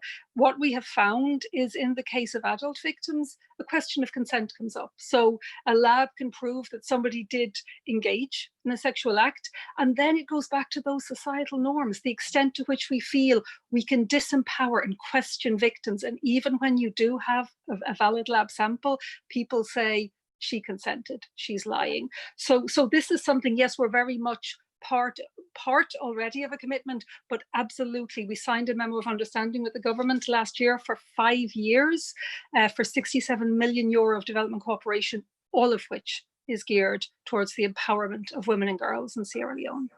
Thank you. Chairman Obama, to bring you in there, as you heard Honourable Leslie O'Brien say that, you know, at the end of the day, it comes back to the societal issues. It comes back, and even Mr. Vandy said, you know, nobody wants these one-stop centres to be needed. It's all about stopping this from starting. How do we change the attitudes? When we've talked about the legal judicial reform that is needed, we've talked a little bit about the one-stop centres and the gap that they would fill, but dialing it all the way back, how do we tackle the root here? Yeah, I mean, a lot of people keep asking these questions, and I think it's, first of all, I think it's a great thing that we're having this kind of heated debate, and thank you, Aisha, for really making sure that we're tackling the difficult questions. I just want to say one quick thing, and then I'll come to your question about I hear all the time, sometimes too, that we talk about parents and society, and sometimes I think we risk as well, kind of like shifting the blame. And we cannot put the responsibility for this on the victims themselves, and parents are the victims. It's their children that are violated, because as a society, as a state, and the responsibility for the society rests on the state. And I as an activist, always ask, what has the state done? And it goes back to this men and boys work. I'm a man, I'm a proud feminist. I work in this field, but I do not think that the way we change this is by spending finite resources on men. I applaud the ministry for having a male strategy, but the male strategy cannot be the way we are addressing this issue. I always go back to the civil rights movement, but for girls and women. The civil rights movement did not spend all the money on white people to make white people see the humanity of Black people and encourage them to say, oh, look, Black people, they are not better human beings. Oh, let's embrace them. No, the way you transform a society in this kind of way, in a way that's this systemic, it is by an intentional investment in the victim group, in the group without power. It's by investment in girls, it's by investment in women. The reason we have this mass, wide scale, systemic level of exclusion and brutalization of women, you look at the numbers. How many girls in this country who start school, complete school? How many girls have access to the basic amenities? How many girls and women, again, child marriage, we're not talking about it, female genital cutting, including this government, they assume, they act like it's not happening. They don't even want to talk about it, but it's happening, it's systemic, it's affecting a disproportionate number of our girls and women. Until and unless, as a society, and this is what we try to do in my organization, Purposeful, it's about the intentional investment in women and girls. It's about the way we show up as a state. We have a cabinet right now that barely has a woman in it, and we recently just got rid of one. And you know, we appoint to board positions in this country. We put out a list of 16. What we do is we are essentially replaying systemic exclusion. You look at the number of teachers in schools. There's a lot of evidence, for example, on one issue of completion of schooling for females, especially graduation in secondary school. The three most significant factors. Number one is the presence of a female teacher. How many female teachers do we have in this country at senior secondary level? Almost none. I mean, in the entire country, it's 25% of women that are teachers in our school systems. And those, most of them are disproportionately in the early school years. You go to certain villages, not a single female teacher. The second important thing is, again, just financial support. fact of the matter is that in our homes, in our systems, in the way we allocate resources, and it's reflected even in the way the state allocates resources to the Ministry of Gender.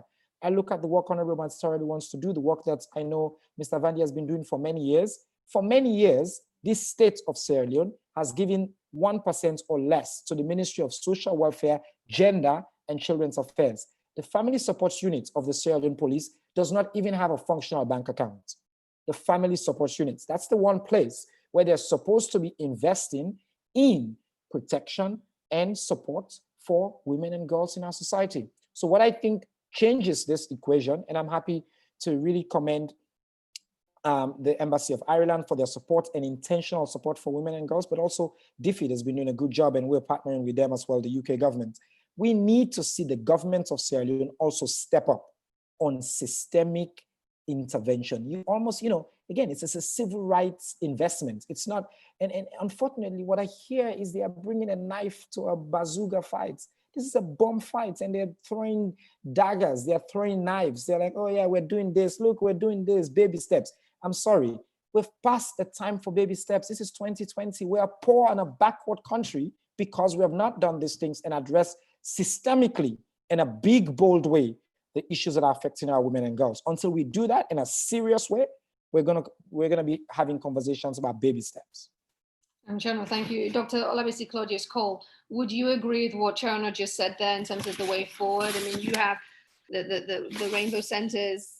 Again, I know this is not work that you want to be doing, and dealing with 12-month-old babies and minors. Nobody wants to find this to be their day-to-day work. For you, what is the way forward here? Unmuting as the first step. Sorry, I keep forgetting. It's so okay.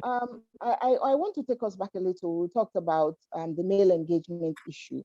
And one of the statistics that we have in the Rainbow now is that a good percentage of our perpetrators are under the age of 18. And the youngest we've had so far has been a 3-year-old. I mean, we've had a case where there were 3 of them, 2 7 and a 4-year-old that raped a 2-year-old. And we're having a lot of the 8 to 10-year-olds. So somewhere along the line, we have to look at what is the reason why young kids are now raping.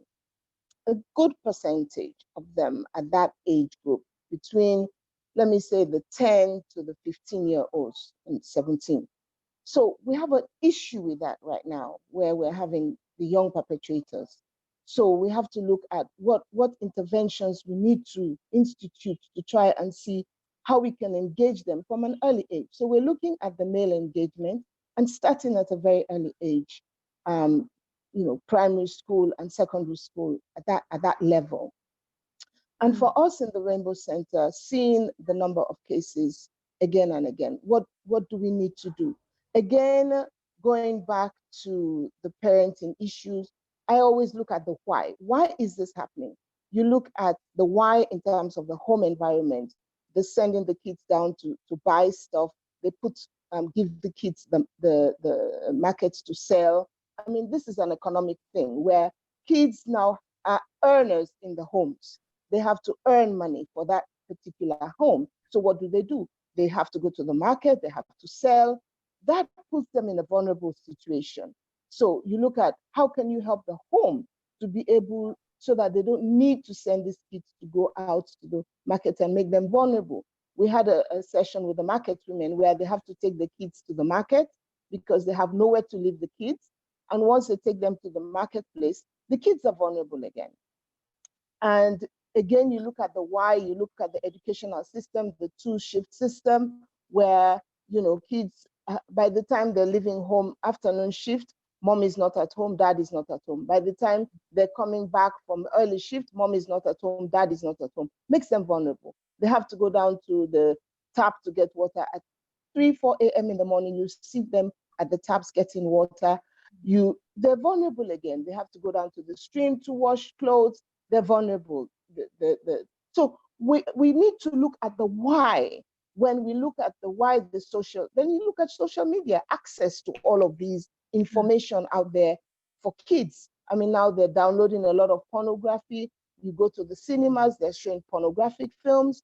So we need to start looking, what are our census laws? Are they effective? They're not.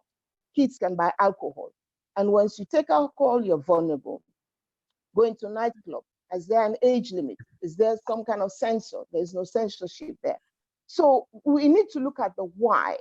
Yeah. And then, because we need looking at preventive measures. Yeah. Okay, so for us, so that we don't have that caseload in the centers. For me, I mean, we're talking about having the special court. There are only 2 of us doctors now who are giving evidence in court, just 2 of us in Freetown. Wow. And if you have a special court now that's going to be dealing with all of these cases, it means I have to go stop and live in the center, because that means I'm there from morning to afternoon giving evidence in case, for the cases. So one, we have to look at training more doctors as well, so that they come on board. And you look at why are doctors not coming forward? You look at the multiple adjournments. Some of them is just a fear of going to court. Yeah. So we have to educate them. And you look at, the doctors, it's a time consuming. You need to be committed, you need to be dedicated to be able to do this. And unfortunately, with the one-stop center looking at midwives, again, as has been said, the midwives are not going to be, for now, going to be allowed to give evidence in court. So we need to engage more doctors to come on board to be able to do this. So we need to go back to the why. Look at the academics, these camps, they have all these pre-examination camps. That should be canceled immediately, because when the girls go there, they're vulnerable. Because we look at where are the situations where how are they raped? Families have to send them up to buy top up, to buy, bread, to buy, all of these makes the kids vulnerable. And as I said, you have to look at why are the young boys now, the incident is increasing.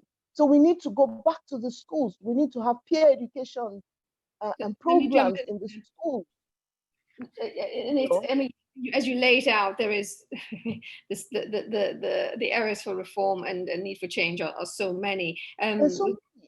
There's so many. Dr. Close, thank you. I want to go to Asma James quickly, though, before I open it up to take some comments and questions from those watching, those in attendance. Asma James, what's the role of media in moving the needle forward here and bringing meaningful change to this issue?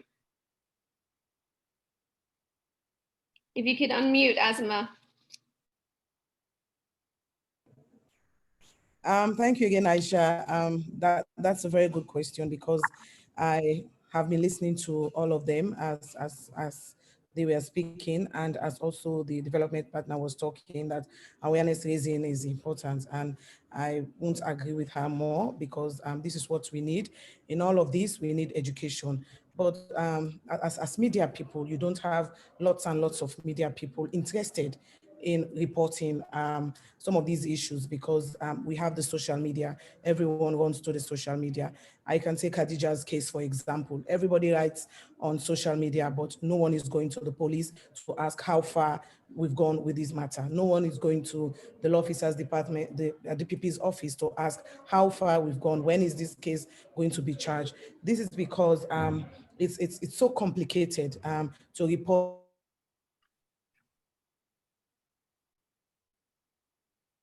Asma, are you still there?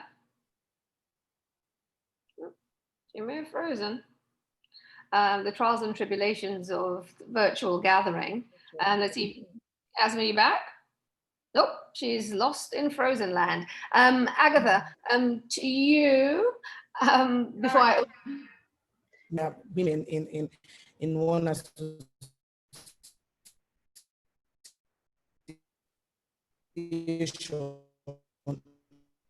No, she's not back. Asma, we're having problems with your connection. I don't know if you can hear me. Aisha? Yes, hello? I can hear you now. Are you back? Yes. So as I was speaking, so we need to get more media institutions interested in giving airtime to some of these issues, or to these issues, because it's very complicated, like I said, to report or to deal with sexual SGBV issues. And also the mental struggle. we go through. As for me, for the last 2 weeks, I've been so stressed in looking after all these issues or talking about all these issues. And so as media people, like I said, I am part of this large Sierra Leone Association of Journalists. This is what I tell even editors, that listen, you need to dedicate some portion of your reporting to SGBV issues, because we don't need our people to go to the social media to get news, especially most of these news as someone sits in his office, in his house, in his bathroom, just post something. But then we need to give them factual news reporting on SGBV issues. So as a campaigner, as a journalist, this is what I've been doing. This is what I continue to do, to provide, to give airtime, give opportunities to victims, to survivors, to the courts. I think we are one of the few media houses that report issues on SGBV from the courts. Most of the court's issues, most of the issues on SGBV you hear on Radio Democracy. This is because I am also passionate and also give time for these issues to be aired on Radio Democracy. And many a time, my Lady Justice will call to correct some of the terms used again by these journalists in the courtroom. So, like I said, it's complicated to report on SGBVs, but as media practitioner, I will continue to give my younger ones more information, encourage them to report, because we need to give airtime to these issues. Like 2 people are convicted yesterday. No one knew about that. This morning I heard it on my radio. Today again, my reporter told me there's another conviction. So we need people, we need to be reporting some of these issues, and I will continue to do that. Asma, thank you. Can I just say something here as well? In as much as Chairperson says that, the government has to invest in this, there's something about Sierra Leoneans. There's this thing, everything has to do with the government. The government should do this. People do not want to take personal responsibility. I still maintain that parents have a role and they have responsibilities in knowing how to bring up their children. Yes, I know that there's poverty around, yes, but I still think that maybe some form of public education whereby parents are taught parenting skills, moral education, not just for the schools, but it should start from the home. Moral education, as says, you should know what is wrong from what is right. Children should know that no, their bodies should not be touched, so and so shouldn't happen. They should know these things. What has happened to all of that? Let me bring in Chairperson. That's discipline. We're pushed for time, so I do want to give Chairperson the chance to respond. Chairperson, not apparently, Sierra Leoneans, in the view of Lady Justice, a little too over-reliant on the government. I mean, it's very difficult to respond directly to that with due respect to the Honorable Lady Justice. I look at the evidence. Especially on this issue. I want to focus on the question of the responsibility of parents. I'm afraid the notion, again, I want to draw the attention of Lady Justice to the fact that in this country, parents are children. 50% of the girls in this country, in some districts, have their first babies when they are children. You're ignoring the context of what happens here. There's an endemic poverty. There's an endemic, again, absence of the states in regulating this issue. They born from the things I just talked about. The state stands by and lets our children are married early. Too many of them have children. In fact, until this year, when they got pregnant in school, we banned them from school. That's the state of Sierra Leone for you. We didn't do enough to encourage female teachers in school, which I've said will make a big difference. That's the state. When you talk about educating parents, what you only need to do is educate your children. The state has not done that. Sierra Leone as a country is an abysmal failure when it comes to educating its children. The way you educate parents is not to start some program at the end of the day for parents to tell them, no parent hates their children. I do not believe that. I've worked in this sector and I look at these numbers carefully over time. No parent even gives their children into marriage because they hate them. And that's sometimes it comes from this, again, a very privileged position of looking down at the rest of society. Now we don't know, this why a person will go treat him picking. So no parents sends their kids out to go sell at night because they hate them. I was sent out to sell at night because my mom needed to survive, because my sisters needed to survive. but we have a society that means if you're a woman who has children, by the way, 75% of our women in this country will become primary caregivers of their family at some point in their lifetimes. 75%. This is an analysis that was done by Population Council. Do you know what that means? It means women carry disproportionate burden of responsibility for their families, and yet they have the least access to the resources in the states, least access to everything in terms of opportunities. And I just spelled out a number of these issues. To systematically address these things, it's not about starting at the end of it to say, oh, parents, let's organize it. What we do is make sure, our children do not get pregnant, the work that UNFPA does, provide reproductive health to kids. B, make sure they stay in school and they all graduate. If you are educated in school, the right kind of education, and you do not get pregnant when you're not ready for pregnancies, you're not forced into early marriage and FGM and all of these issues, and every single one of these things are continuing at the rates they do because of a failure of the state. So it's not to discount that parents do not have a role, but let's don't blame the victims. Majority of children in this country, we forget that. They are born by children who are themselves victimized, who are themselves victims of state systemic failure, and that's important. Thank you, Chairno. Let me open it up to questions that we have coming in. We're going to go a little bit over, maybe about 10 minutes. We're supposed to end at the top of the hour, but we'll go maybe just a little. We started about 10, 15 minutes late. So I do want to bring this question. Mr. Vanley, this one is for you. The question is from a Girl at a Time webinar. She says, the majority of victims of rape are children. What is the ministry doing to educate young girls in schools? If you could unmute, Mr. Vandy. Right. Okay. Thank you very much. We are saying this is a healthy conversation. When everything is the state. I mean, the state is a composition of all of us that are speaking about the state. We are a government that look at how do they call it? We work at interministerial level. So even like Purposeful mentioned about the girls that were deprived when they get pregnant, not attending school, we worked on it together to ensure that radical inclusion is being brought. So what we are going to do, education also has a whole gender department. We are going to work together with them.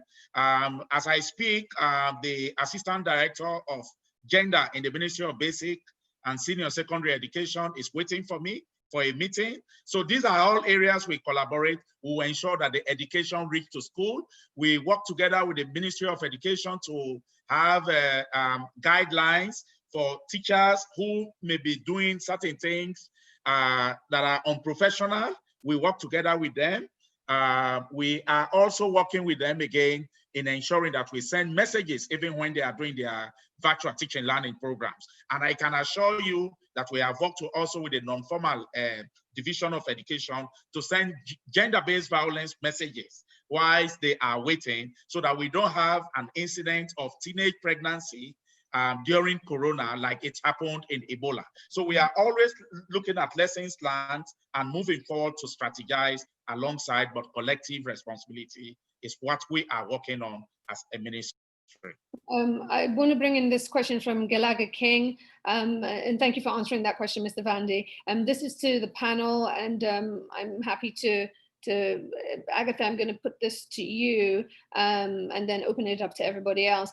Galaga King asks this question. There are two elephants in the room, domestic violence and FGM, which Chairno touched upon. But there are two elephants in the room, domestic violence and FGM. What do the panel consider needs to be done to meaningfully address these two issues? Agatha, what are your thoughts on addressing FGM and domestic violence? Well, I will not deviate to what others have mentioned. I think we have to, first of all, sensitize the people. We have to give the right content-specific messages.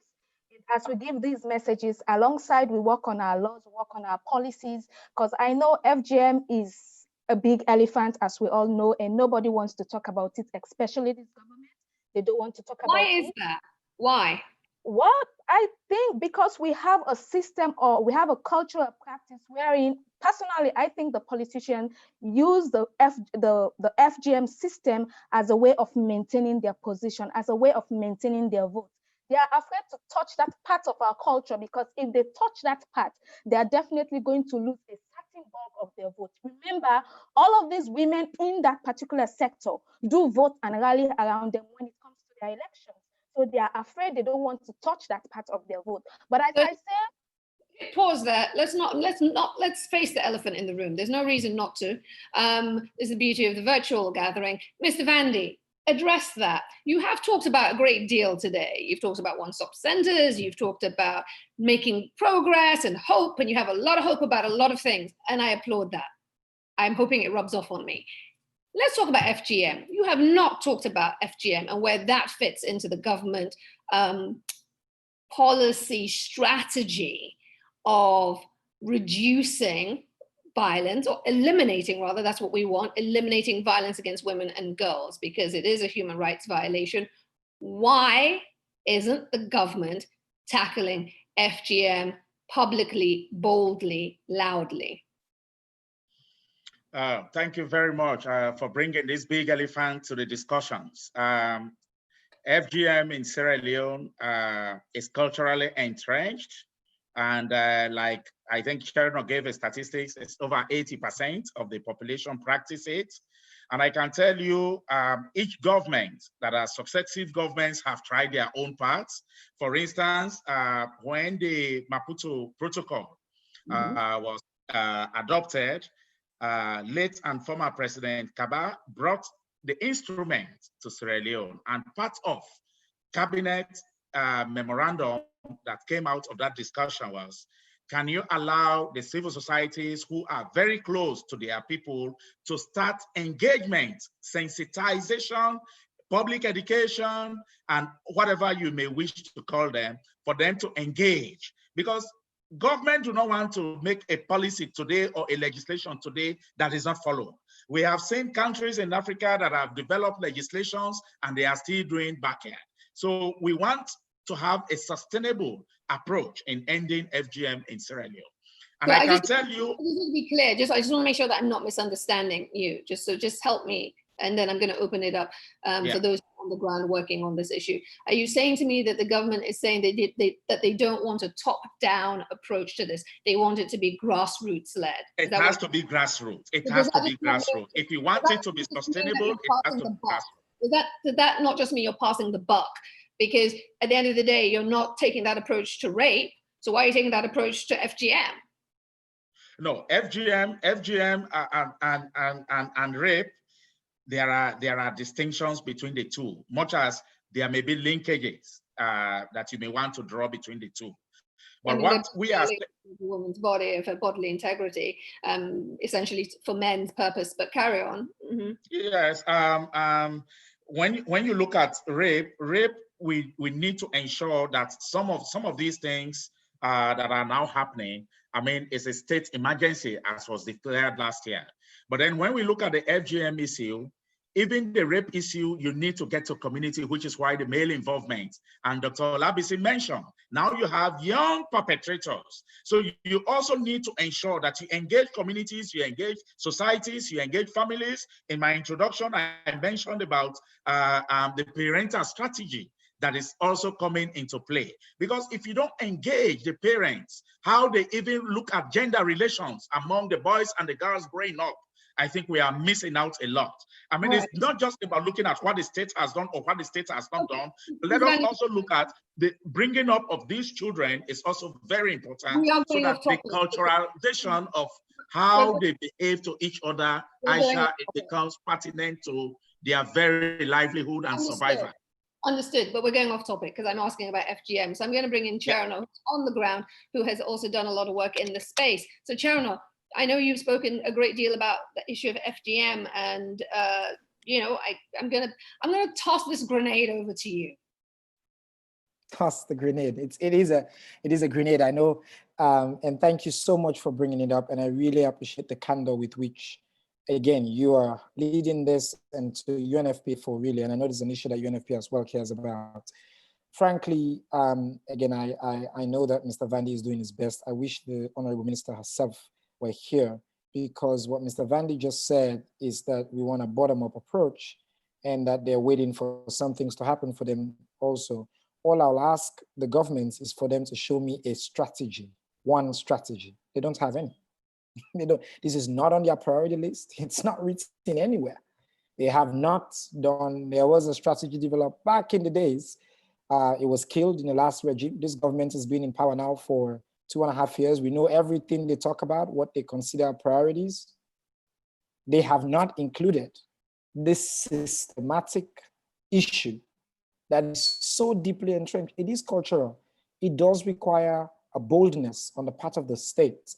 It does require a deep commitment and go after women and my grandmother who's a Sowe and all those people. No, I'm not saying go against them, but show us a strategy. Show us what you're doing. Show us a plan. Put some resources on engaging with us, community conversations, on also criminalizing, which is something I think we all agree on, the forceful initiation of too many young girls. It happens every day. Every time you step outside of Freetown, including in the city, you hear too many young girls are forcefully initiated. Even the people who defend this practice, even these people who defend it as well, it's their choice, agree with us that the forceful initiation of young girls ought to be banned. Why is the government on that? We don't see them. And I think, again, this is what I know I'm a broken record when I talk about state failure.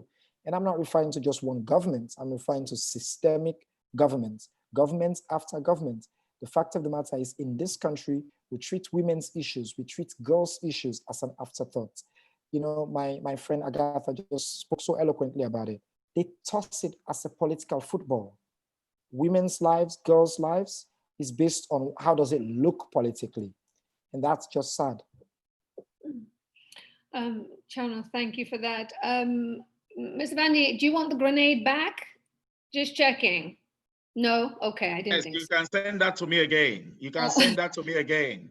I just want to tell Cherno that yes, this current government has mentioned there was a strategy, there was a draft strategy for the reduction of female genital cutting in Sierra Leone. And then I can also tell you that the medium-term development plan, Cherno, you can go to cluster 5 and you can find something on FGM, just to allay your fears that this government is silent, is not doing anything. But it's a plan, it's a 5-year plan. Let's wait. When the government says they will do something and it's not done, you can also come again to knock on our doors. Cherno is in the cluster 5. My brother, as you know, I've read that plan very well. I know it's cover to cover, but the reference to FGM in a plan is very different from a strategy. It's a big 5-year plan. It's not a strategy. It's not in your own strategy right now as a ministry. But again, I know you do your best, Mr. Vandy. I really wish the minister were here, so I don't want to push this too much. I'll leave it at that. Okay. Agatha, does anyone else want to weigh in on this issue? Because Fatma pulled a face. Fatma Sasori pulled a face where she was listening, and I was wondering if you wanted to weigh in. So I need to go back to as far back as the Child Rights Act of 2007. That's the act that actually laid the foundation for us to be having a conversation that we have now on FGM. Because prior to that act passing in 2009, it was a taboo to have a conversation on that subject matter. And one of the things I've suggested in the past is that we need to reach out to the people who practice this culture and try to understand the value it brings to them. And until and unless we have a national conference to speak to these issues, to engage these women, to see what values are being attached to that, we're always going to have a peripheral conversation and never nip it in the bud. Why do I say this? All our different cultures and traditions and sects in different areas of the country have their own different perspectives and values to this tradition. Some consider it as a rite of passage. Some consider it as just a hand-me-down process. But we cannot just sit and make a position or a policy or a statement or a law without getting to the people. And I always say the law is supposed to be the will of the people. Otherwise, we're going to have violations. Don't forget, for instance, we have a law that says there's no right to abortion. You cannot engage in any form of abortion. It's criminal, and you're going to go to jail if you do abortion. Of course, we're aware it's practice that abortion is being carried out. whether it's medical or non-medical, it's still being carried out. But we've never seen any convictions on abortion. And that's another area we're pushing for advocacy. So the challenges are there. The uniqueness of some of this practice are also there. Yes, it's entrenched in our culture, but we also have to engage. And don't forget, when our government goes out and signs these treaties, they sometimes don't actually sit and think about the treaties that they're signing. They sign, they come home, and then they start finding it difficult to domesticate, which is why even the Child Rights Act is not fully in compliance with the CRC treaty, which is why the Maputo Protocol has not been fully domesticated. So we have all of these constraints. My problem is you're aware of our culture and our traditions. When you go out to sign these treaties, you're not having a gun onto your head to sign them. It is up to you to take your time to read and understand the document before you sign them. But when you sign them, you're going to expect people to clamor for you to domesticate and push for the change that the people want, because you are the first person who was asking for change for you to have gone ahead to sign them. But before I wrap up on that FGM, I think we haven't spoken about the disabled people. We have a high number of disabled people who have been subjected to rape and sexual violence and domestic violence in Sierra Leone. And their limitations and their constraints are very high, because most of the time, other people don't understand what they're saying. Their case dies because of their limitation in communication. We haven't spoken about child trafficking. Most of those kids that you see selling in the streets have been taken from the villages. They say they're coming to put them to school, they're going to educate them, and they end up putting 5,000 leones or less than $1 worth of items on their head, and they stay in the streets all night.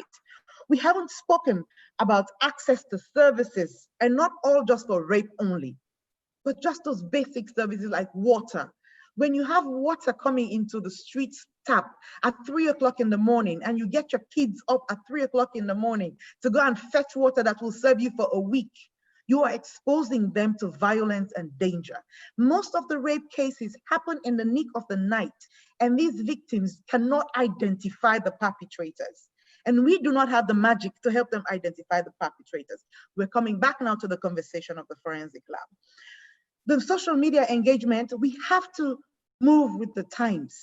We will not be able to stop social media engagement. We're not going to be able to stop the access to all these platforms that have been created. So what do we do? How do we engage? How do we sensitize?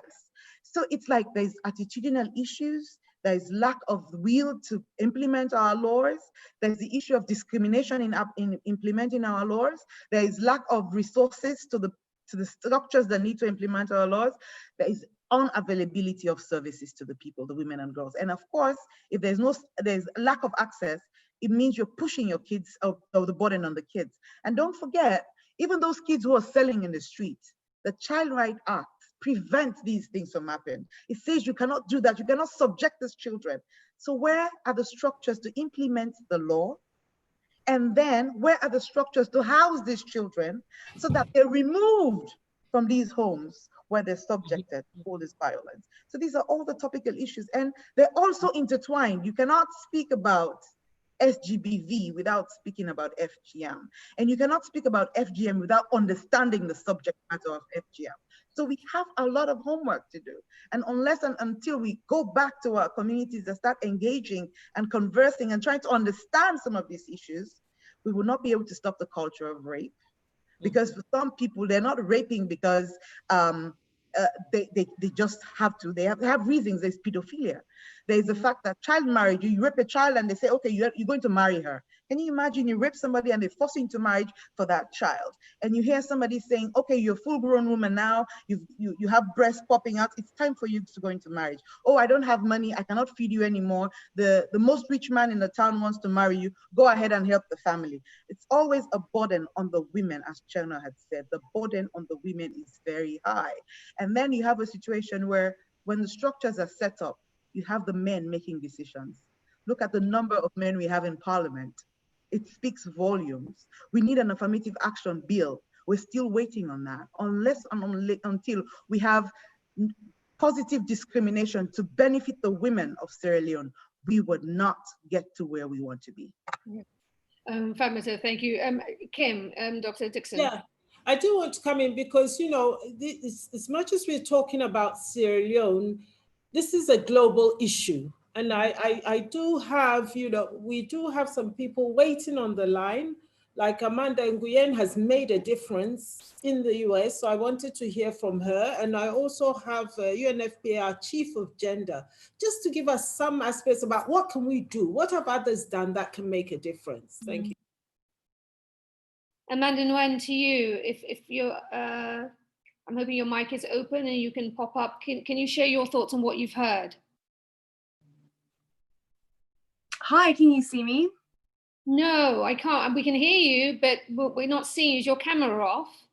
I'm so sorry. Let me try to figure out how to turn my camera on.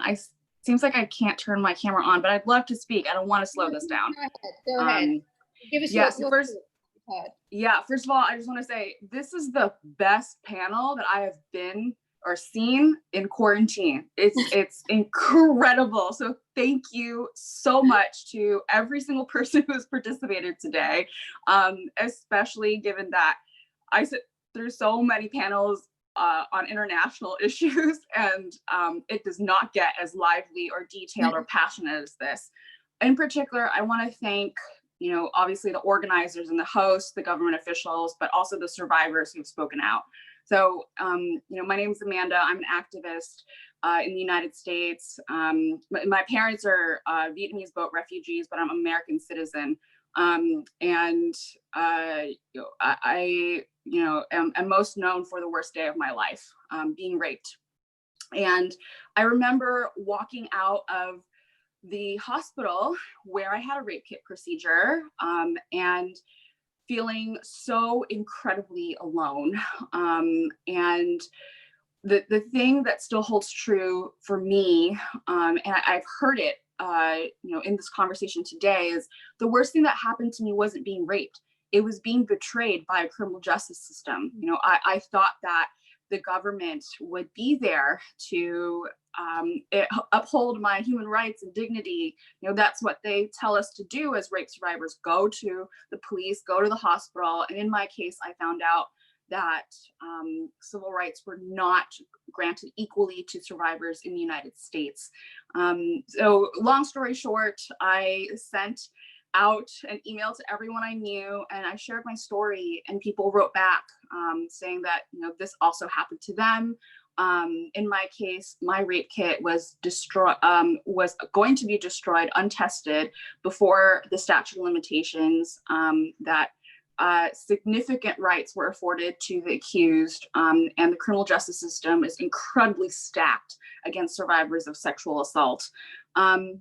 And critically, I realized that there is, yes, this incredible re-traumatization and stigma that is placed, the burden is placed on survivors like us, but that there are so many survivors. I remember, I cared about this issue before, but I remember walking into my local area rape crisis center, and there weren't enough seats for us in that waiting room. And it was just this light bulb where I realized my story is not my own. We eventually were able to pass the Sexual Assault Survivor Bill of Rights unanimously through the United States Congress. But the story didn't end there. We heard from over 1 million people around the world, survivors who are begging to have their human rights and dignity recognized. And so the thing that I want to, what I've taken away today from this incredible panel is the importance of having dialogue, the importance of hearing survivor stories. Just like so many people have reiterated today, the people who have the solutions to the answers of these very complex issues are the people who live that problem every day. And so, being intersectional, not only about professionals, but carrying that in our everyday life is so incredibly important to the fathers, but also just to everyone to play their part in looking at this issue from an intersectional lens, and most importantly, listening to the needs of survivors and amplifying and giving them a platform. Yeah, I'm so sorry my camera's not working right now, but I just want to reiterate, thank you so much for having this dialogue, and I hope it is going to be one of many you know, and that at least for my team and I at RISE organization we founded to pass these rights. We passed a total of 31 bills so far for over 80 million people. That there is hope. It is difficult, but the work that we do is focused on, while it's focused on access to justice, it is meant to be intersectional, and just like others have said on this call, to focus the emphasis on bringing survivors' voices to the table, to the drafting table, where their own rights are being deliberated on. Thank you for having me. Amanda, thank you. Thank you for sharing and for telling your story and the work that you're doing here in the United States and the ripple effect throughout the world. So thank you for that. I want to turn to Nafissatou J. Diop, Chief Gender and Human Rights Branch, Technical Division of UNFPA. Nafissatou, over to you. Would be grateful for your contribution. What stood out for you from this conversation? Thank you so much. And I'm sorry, I'm not seeing anywhere to activate the camera also, but I hope you can hear me. Yes. And okay, great. Thank you, Isa. Actually, you know, that was a very rich debate and very important and courageous. And I would like to thank everybody who contributed, and particularly my colleagues from UNFPA and Dr. Kim.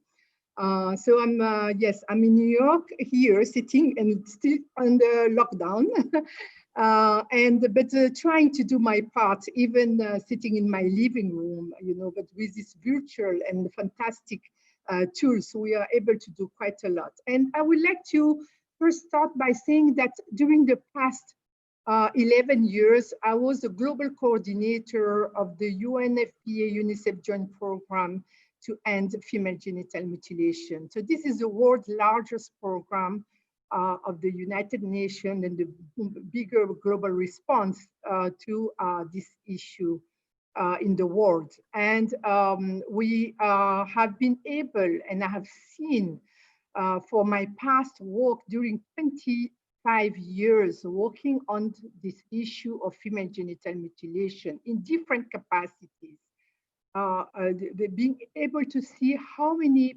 progress has been made in that particular area, an issue by African countries. I'm not even talking about other countries. I'm just focusing in our, beloved African continent. And in Africa, there is 29 countries with FGM prevalence. Out of the 29 countries, I can say that 28 countries have been able to make tremendous progress in this area, putting in place legislation, putting in place policy, working and creating coordination, multi-sectoral coordination response and units in place funded by their governments. Making sure that we know when we are talking about the holistic approach, everybody has a space around the table to discuss, civil society organizations, parliamentarians, grassroots level, youth, women, governments, sitting and really looking at this issue, planning together, reviewing what works, what doesn't work, look at complementarity and move forward. And I just want to, because I heard a little bit the debate and with the elephant in the room, I just want to say that the policy needs to come first. The grassroots level, there is countries that are working on that area of FGM for 100 years. We had found grassroots women's groups working on and trying to eliminate this practice. So it's not that the grassroots is not there. The grassroots is there and is doing what it can do with the small resources that they have. But what makes a difference and what has made a difference for 28 countries in Africa is the policy in place and established, the law in place and established, and a process top down that is opening, the space and the platform for civil society and grassroots level and, you know, and the bottom level that you're talking about to really blossom. I think that we need to be clear that if you want to make a progress in that area, this needs to happen. That top down needs to happen. And the bottom up will respond. So it's like a vessel. They're feeding each other. So we do hope that Sierra Leone really will move. There is a draft strategy for quite a long time that has not been yet approved as a policy to allow and give space to everybody to comfortably, you know, on the very comfortable way to invest and support, you know, the education and everything. Now, but last thing, please, I just want to say one thing that I heard a lot in the discussion is the message. Message is not is important, but value deliberation is very important when we are talking about gender-based violence, including child marriage, as Chairman knows. So I would like to also to see, you know, to have some discussion somewhere and the realization that we are far away from messaging. We are talking about social norm. We are talking about, you know, really creating a collective process of deliberation and value deliberation, collective process of change. And that is a different way of programming. Thank you so much, Ishat, for giving me the space today. No, Sasori, everything you said was so important, and ensuring the top down and bottom up, that it is a vessel, and that you can't have one without the other when we're tackling FGM. Such an important point made. Thank you so much for that contribution. And you segued perfectly into my next section, which is about the final takeaway from our speakers, their final message to each other, to those watching. I'd like to give you each 90 seconds, you'll be fine. And I'm going to keep you to time. 90 seconds for you to give your parting thought, parting message, parting word of admonishment for Mr. Bandy, if you want to use your 90 seconds in that way, however you want to use your 90 seconds. I'm giving you 90 seconds to close out. And I am going to, Dr. Dixon, as your host, you'll go last. I'm going to start with Lady Justice Bintu Aladi. I'm going to go with the grid. Your 90 seconds, your closing thoughts, your choice to use them however you please. If you could unmute, because I'm going to dock the 5 seconds from your Okay, yes. So basically for me, one thing is to everyone to know that the judiciary is dynamic. We listen, we follow, and we do make reforms. Secondly, I want us not to forget the boys. We talk about the girls, but we do not. We fail to educate the boys as well, and to recognize that boys also get abused. So there's that as well. Education for me is very key. Another point I want to make is that perhaps we should think as a solution, we should also think about having a sexual offenders register, a probation register as well, those on probation, and sexual offenders register. I think we need to develop things like that. But certainly for me, education for me is the main point. As from the parenting, parents have to know how to bring up the children. Yes, I know that the state has responsibility, but parents do have responsibilities as well. And of course, please know that with the courts, we're impartial. You have to gather all the evidence. We have to have the evidence to prosecute and to give judgments. For me, that's what I have to say. Am I up to 90 minutes, or can I say more? I'm going to carry the interest. Let's carry the interest, and I'll come back to you if we have time, just because we're running. So thank you for that, Lady Justice. Chairman, Lady Justice had to throw in the parenting piece once more. Your 90 seconds to provide your thoughts on solutions, the way forward. Your choice. Thank you so much for having us. Thanks to UNFPA for the privilege. I've always said that we cannot question whether this government cares about education. They spend 21% of their GDP, and they have maintained that. We cannot question whether they cared about Ebola. They created an AOC, declared it an emergency, and created a structure and put money on it. We cannot question whether they care about Corona. They've done the same. I question whether they care about women and girls. They have not done systematically what we expect the state to do to keep its promise to the girls of this country. And there's so many systemic failures, and it's not on this president alone. It's statewide. It's the way we treat women and girls. It's how the state is constructed, what are our priorities, and the continued gambling of women's rights. The idea that, oh, this is too political, or this is too much, or this is too much. No, women's rights, girls' rights ought to be central to our development agenda. We should spend on it. We should put the structures in place. We should come together as a society and say not in our name and never again. And I should finally ask all Sierra Leoneans who care deeply about this issue, please join us with the Survivor Solidarity Fund that's co-chaired by Aisha and Asma, and now our brother Idris Elba has joined us. Join us, contribute to this fund. You can go to the websites now. It's www.survivorsolidarity.fund.org. And I know Fatma Sasori as well is one of the champions. We thank you for the incredible support so far, and we ask you to continue to stand with the survivors of Sierra Leone. General, thank you. 1 minute, 5 seconds. Well done.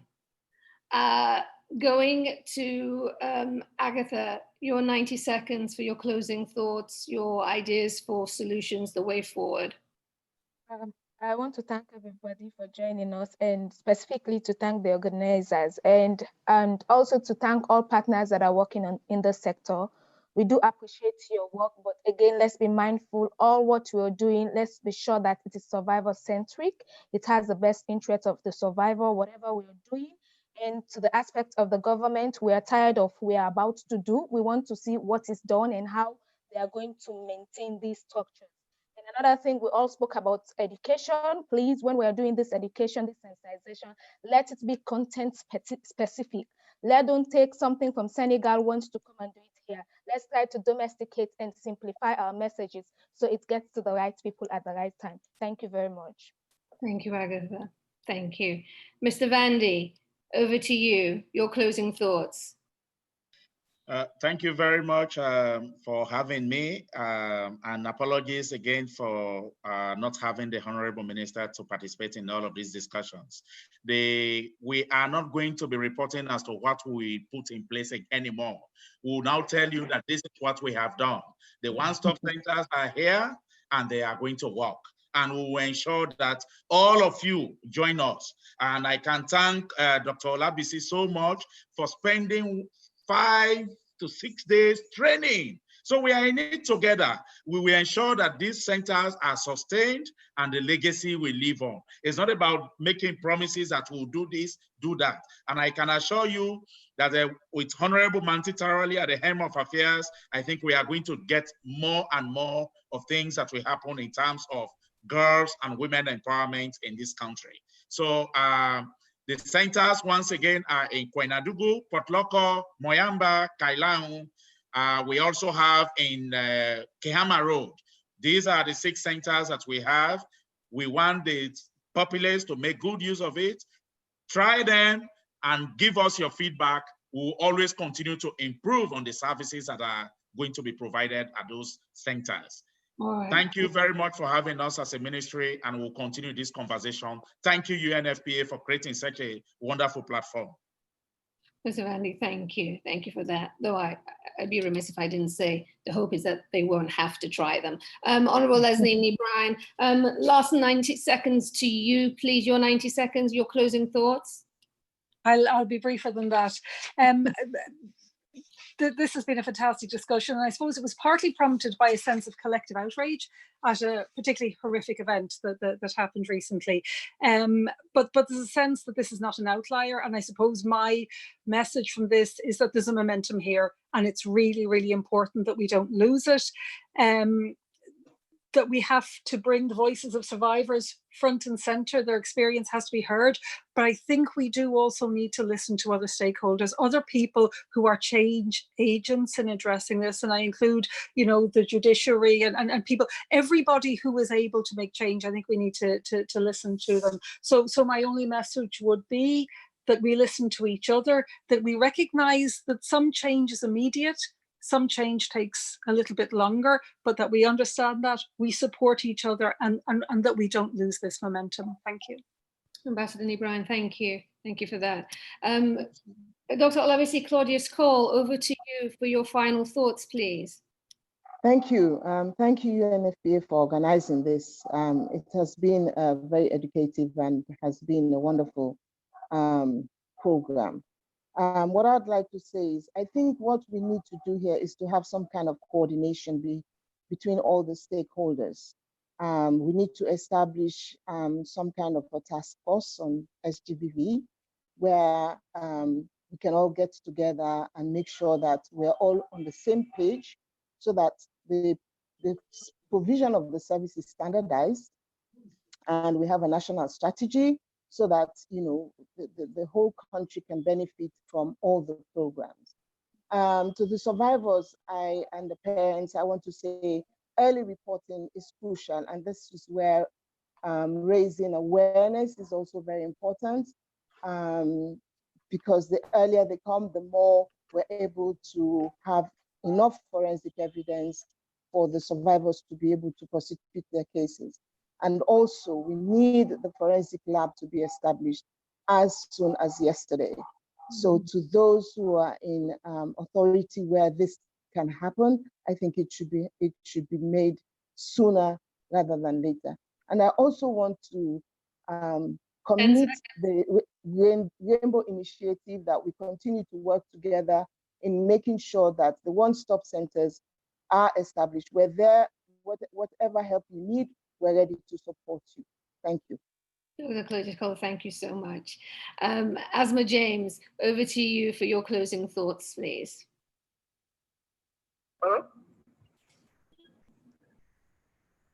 Hello? Yes, sorry again.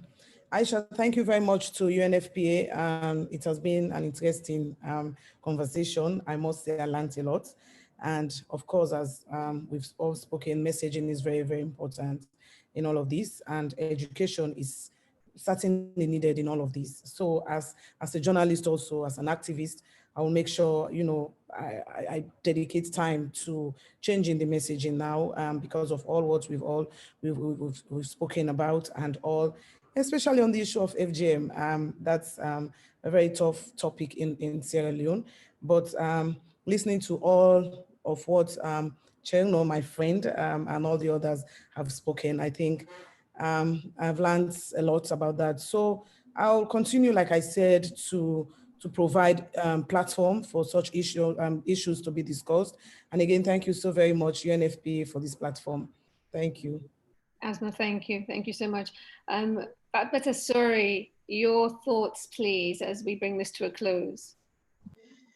Okay, so I can't thank the donor partners enough for all the support to the fight against SGBV, Irish Aid, UNFPA, UN Women, and also the ministry.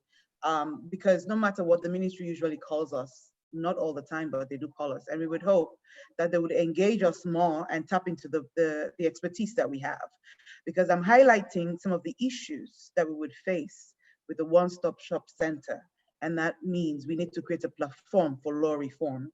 So let's look into our laws to end early child marriage, to make sure if we're training midwives, midwives can give testimony in court, to make sure we tap into the force that we have within the legal profession. We have more lawyers coming out every day. I'm not taking a job out of the paralegals, but I also want the fight against SGBV to succeed. Get lawyers in your one-stop center. They will help you better. It makes a difference. I think we cannot conclude or conquer this fight without a collaborative effort. We've been doing a lot of collaboration, but it needs to be more extensive. And as Asma said, the messaging is key. But even with the messaging, the messenger is essential. Because sometimes your message is key, but the wrong messenger just kills everything. We have to put our resources into the issues, the structures, and the things that we need to work. We are supposed to have a specialist assault syndicate, the SAS, who's supposed to be handling rape and sexual penetration. We still have the family support unit handling rape and sexual penetration. And SAS is under the family support unit. If the family support unit is getting 4 million a month, a year, I can only imagine what the SAS is getting. So if we really want to fight rape and sexual and gender-based violence, we need to resource these institutions. We need to stop the victim naming and shaming. And that is a responsibility on all of us, because sometimes even the questions we ask, sometimes even our facial expressions and reaction when stories are told gets these people to hold back and hesitate. We need a robust investigation. We're tired of armchair investigations. You go to the police and oh, sorry. No, I'm done. No, I've given you her time, so you've got 10 more seconds. Great. So with the police, we're tired of the armchair investigations. Get up and go to the crime scene. Don't wait for 2 weeks, 10 days, 5 days to go to the crime scene. It's almost always too late to do that. We need to support the Solidarity Fund.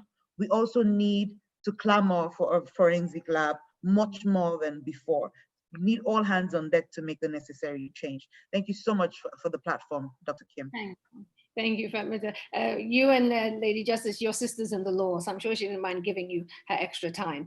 For my part, as we bring this to a close, I want to say thank you to UNFPA for asking me to play a small role in facilitating this conversation, and thank UNFPA for the work that they do and all the partners on the ground in Sierra Leone who are tackling this issue day in, day out, and to each and every one of you on this platform who are all, change agents, and even Mr. Vandy, who came on and took a few licks.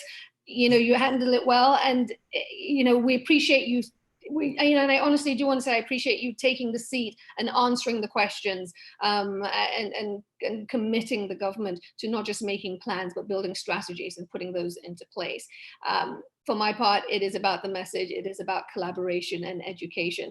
But I would just urge everybody once again to remember what happened to that little girl a couple of weeks ago. We know that she sadly isn't the only victim of this kind of violence. Far too many children and women are suffering. But as somebody who is speaking to her family on a practically daily basis, it is truly devastating. And we have to stop this. We have to stop this. We cannot live in a country, we cannot be from a country that is allowing this to go on. We have to do everything we can. We need to collaborate. We need to put past differences aside. We need to remove politics from the fray, and we need to put survivors at the center. So that is what I urge. And for me, from where I sit here, I'll continue to tell the story and use my platform in the ways that I can. So thank you from me. Thank you to everybody who is watching, who has stayed on throughout this almost 2.5 hours. I thank you for joining us for this World Population Day gathering. I'm going to hand it over to Dr. Kim Ava Dixon, our host. Dr. Kim, again, thank you for asking me to be a part of this. Over to you.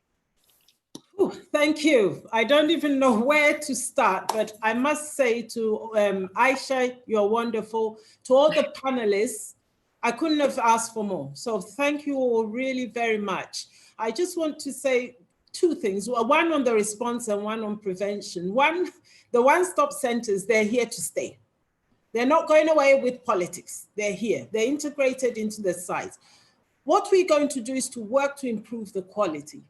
I hear you on the midwife story, but in the USA, they have what they call SANE, sexual assault nurse experts. So why can't we have our midwives? So Fatma, I'm coming to you.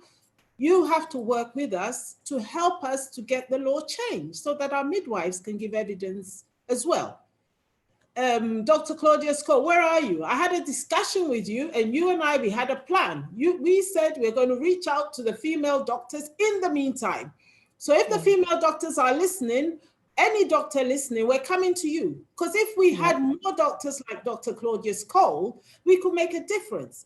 We have the one-stop center at King Harmon. I need you on a roster. Please commit your time, because I'm coming to you so that you give me 1 hour on certain days so that I will have my doctors in the center. So the one-stop centers, we need that.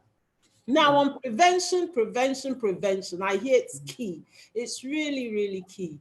What we are doing as UNFPA is supporting the Ministry of Basic and Secondary Education to revise the curriculum so that we can include life skills in the curriculum, so that even as girls grow, they begin to know about their body, what's right, what's not right. We're not stopping there. We're also working to ensure that even the girls who have dropped out, girls become pregnant, that's not the end of the story. If you're pregnant, you can still go to school, you've still got a brain. And even if you don't want to go to school, we're working to ensure that we can get them back into school whenever they feel it's right. I must say that our work with the Ministry of Gender and Children's Affairs, our work with the Ministry of Basic and Secondary School Education is happening. So I am encouraged. I hear everybody that we need to accelerate the action. And that's why I had the panel, so that the panel could bring out what the issues are. And then we not only people of words, but we're people of action, so that we move from here. And all of you, I'm going to hold you, I'll be knocking on your doors, so that we can continue to work with and support government. I want to end this there. Aisha, I know it was so early in the morning for you. I know we've had chats at nights, we've had you up early in the morning. So thank you ever so very much. You really push the boundaries. You help people to do bashing and you help people to take the bashing. I mean, it was just fantastic. Whatever you want to call it, bashing or no bashing, I wouldn't have wanted less from anybody. Cherno, I couldn't have expected less from you, because if you hadn't pushed the boundaries, if Aisha hadn't asked the critical questions, we wouldn't have gotten to where we are. Thank you all so very much. I think we just want to round it off here and to say, please, this is just the beginning of things to come. Thank you all. Thank you all. Be safe, everybody. Thank you. Bye-bye. Have a good weekend, everybody. Bye. All right, now Aisha's gone. Bye, everybody. I'll only leave when you're gone. He should share his screen. He should share his screen. I should have thanked.